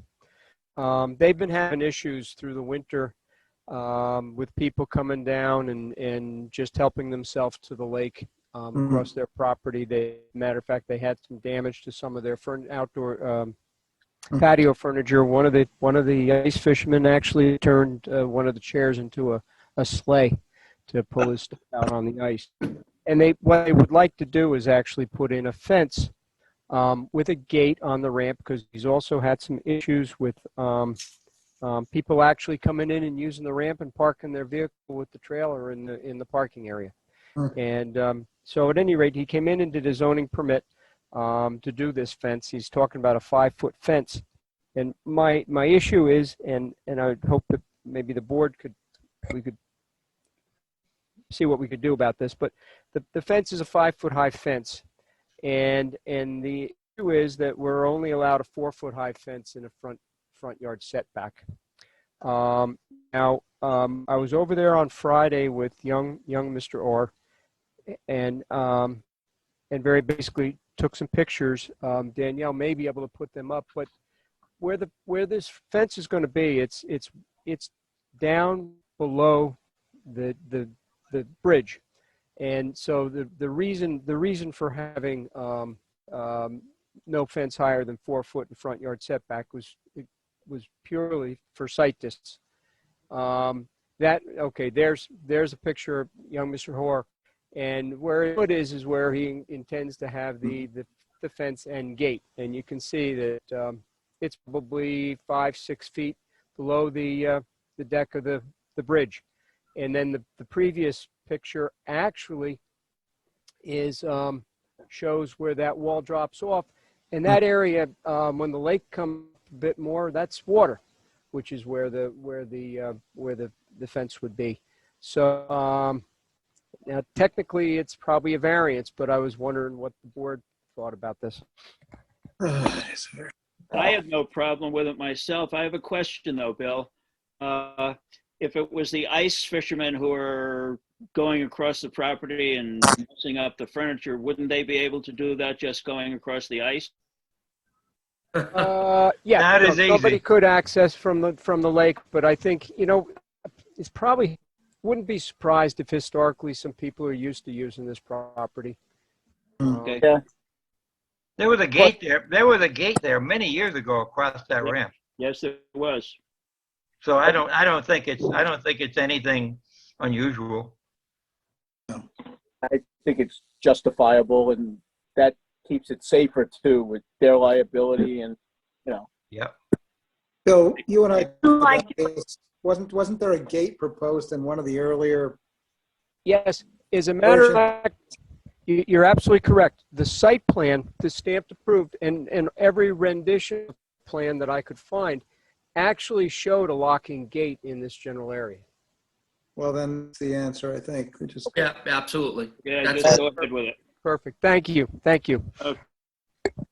And they got, if the ice fishermen want to get on, they can go on the other side of the bridge. There's a ramp that goes down there now anyway. That's just convenience, it looks like to me. Bill, can you just make sure that with the key for that gate, I'm not sure, do we as the town or the fire department, isn't that a fire lane? If it is, they need a key. I don't know that it's an official fire lane, It's not. but it is definitely a place they've used not. to Okay. drill through the years. All right, if it's not, don't worry about it. Okay. Rich, the only reason I say that, I don't know that we have any working fire lanes, and that would be the only one. We got a big truck that can open that gate really easy. Okay. If they're not ready to come back out of the room yet, the breakout room yet, we could go on to discussion of additional meeting in June. I think, Alan, if you would, I'd continue on, and when we're done, we'll just admit them in. If they're ready, they're ready. If That's they're fine. not, they're not. That's fine. Okay, so let's go on to discussion. Danielle pointed out to me that we only have one meeting scheduled for June.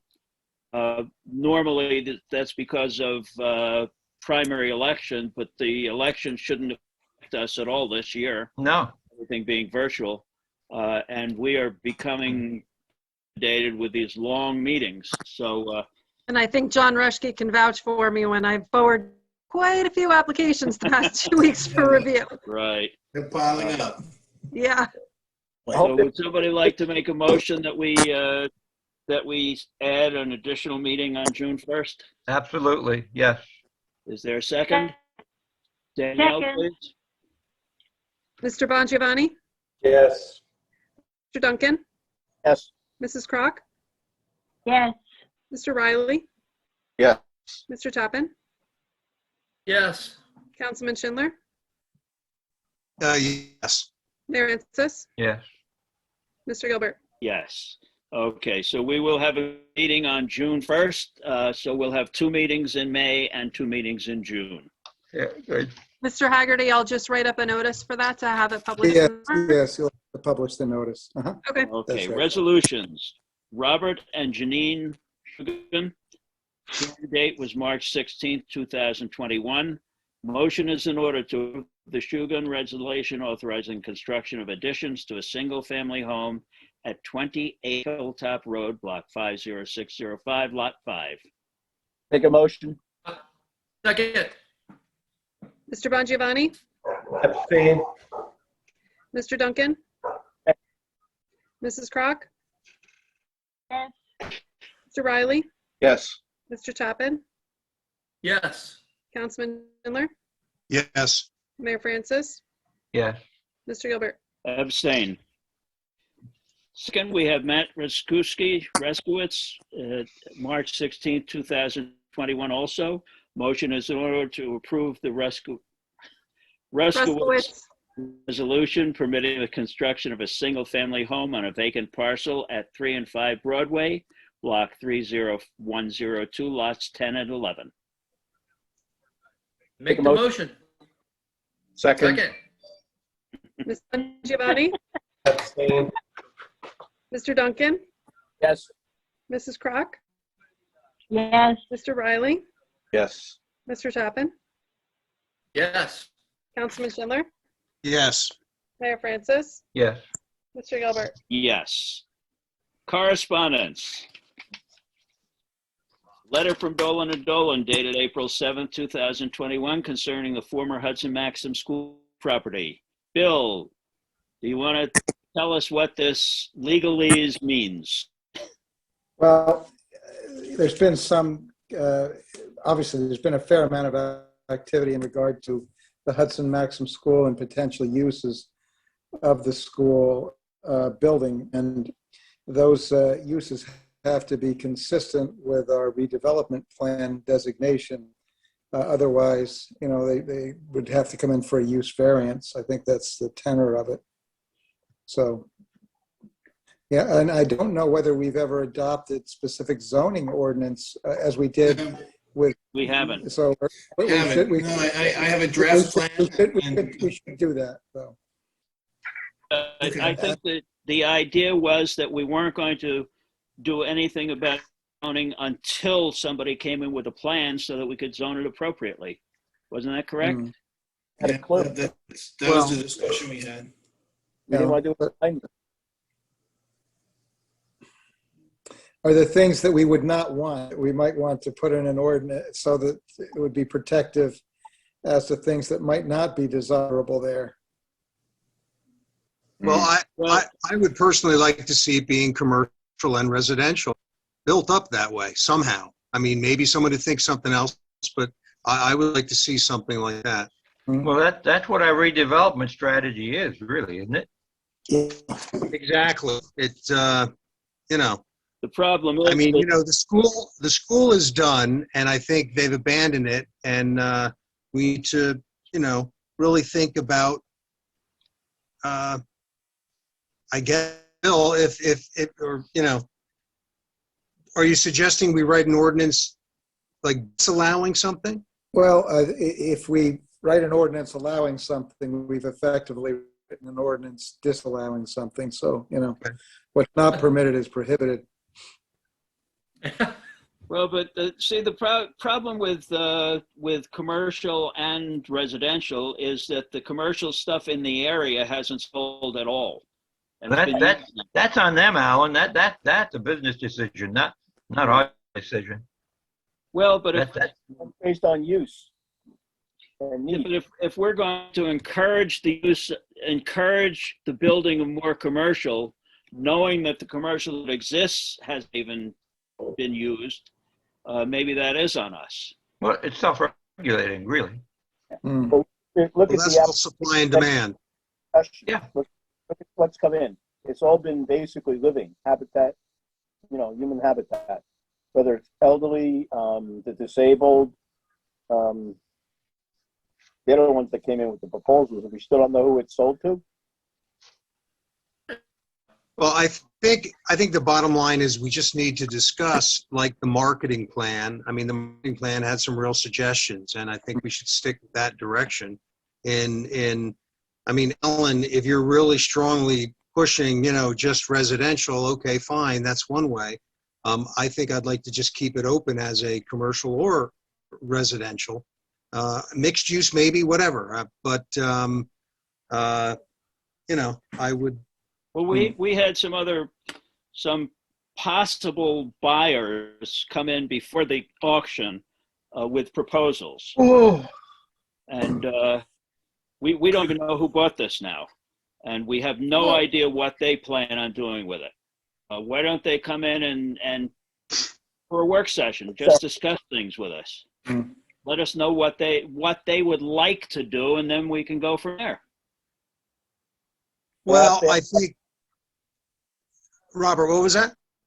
Perhaps they have a couple options of thoughts. I mean, it's not a simple solution on that property. And parking is an issue. So, it's kind of focused more than we think. We got to know what the person's thinking in order to try to accommodate them. We want success there, not a failed installation. Obviously, we're working on development. We want it to be a good thing for the area.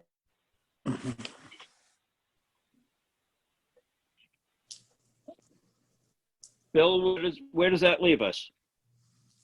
Well, right now, it is actually purchased. Has it been purchased? Yes. It's not closed, I don't think, has it? Okay. It hasn't closed, but there is a purchaser, yes. Okay. All right. So Well, right listen, now, we've got a redevelopment area. We don't really have specific regulations in that area. Zone R1. That's what it's. It's an R1 zone.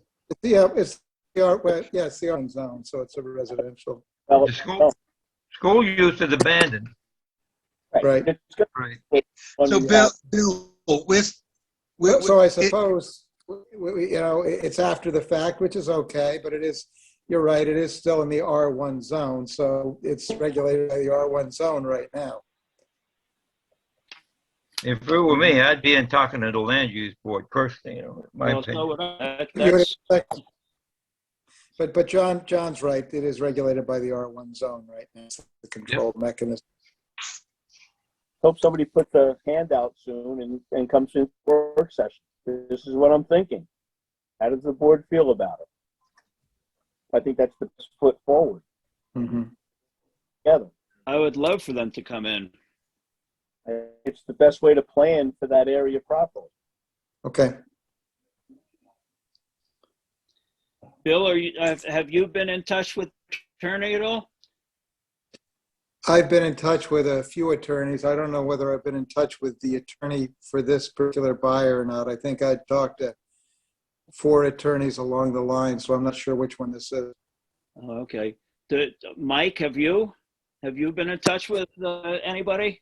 Our attorney is, I believe, talking to them about the parking lot, and since it's ongoing, it's an ongoing discussion, if you will, I really can't say much.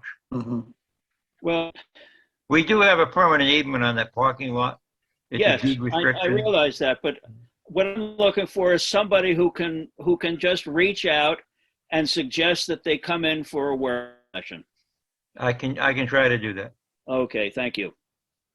Okay. All right. Mayor will try to do that, and we'll see what happens. Okay. Bill, does that take care of that letter? Yes.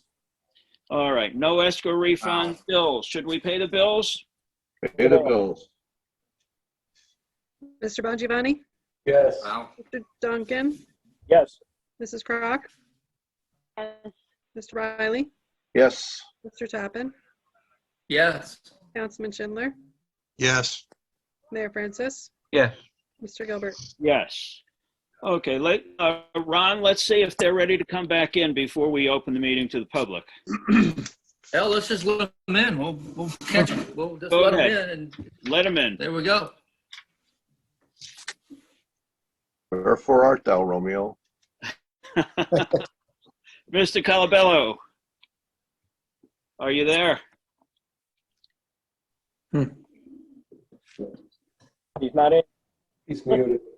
Yeah, Mr. Calabello, you're muted. There you go. Oh, there you go.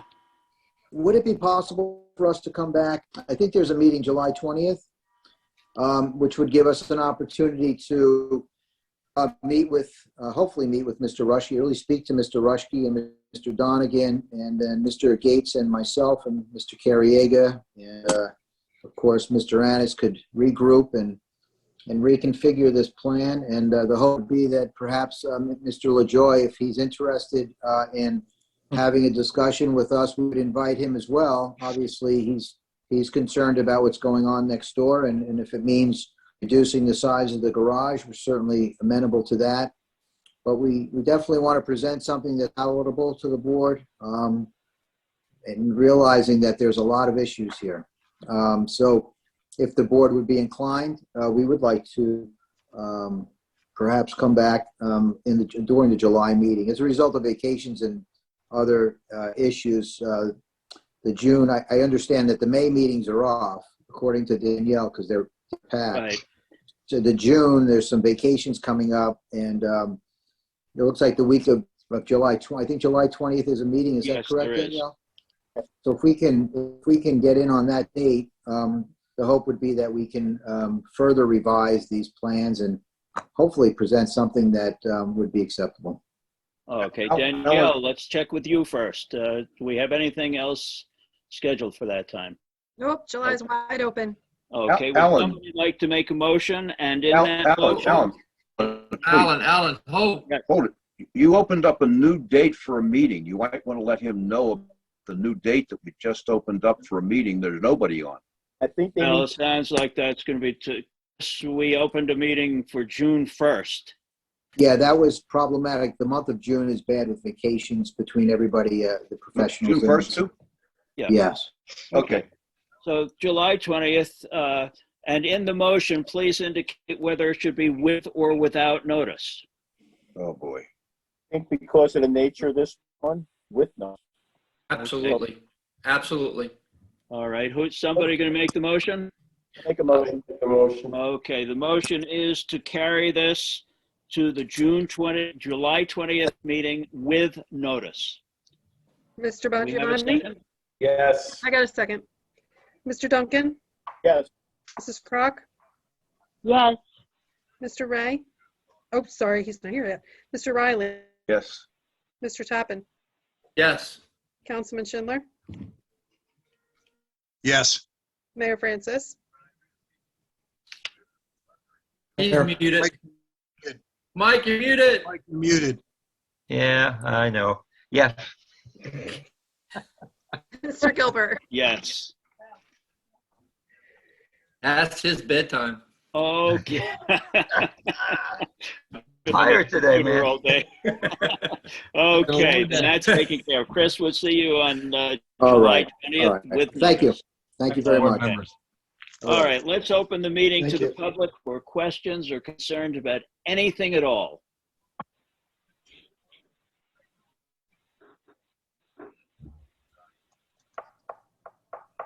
If anybody from the public would like to address the board, please go to the bottom of the screen. Your reactions, raise your hand. Judy, not you. Judy? Oh, okay, seeing none, I will bring it back to the board. Is there any old business? ID card. ID cards, Ron?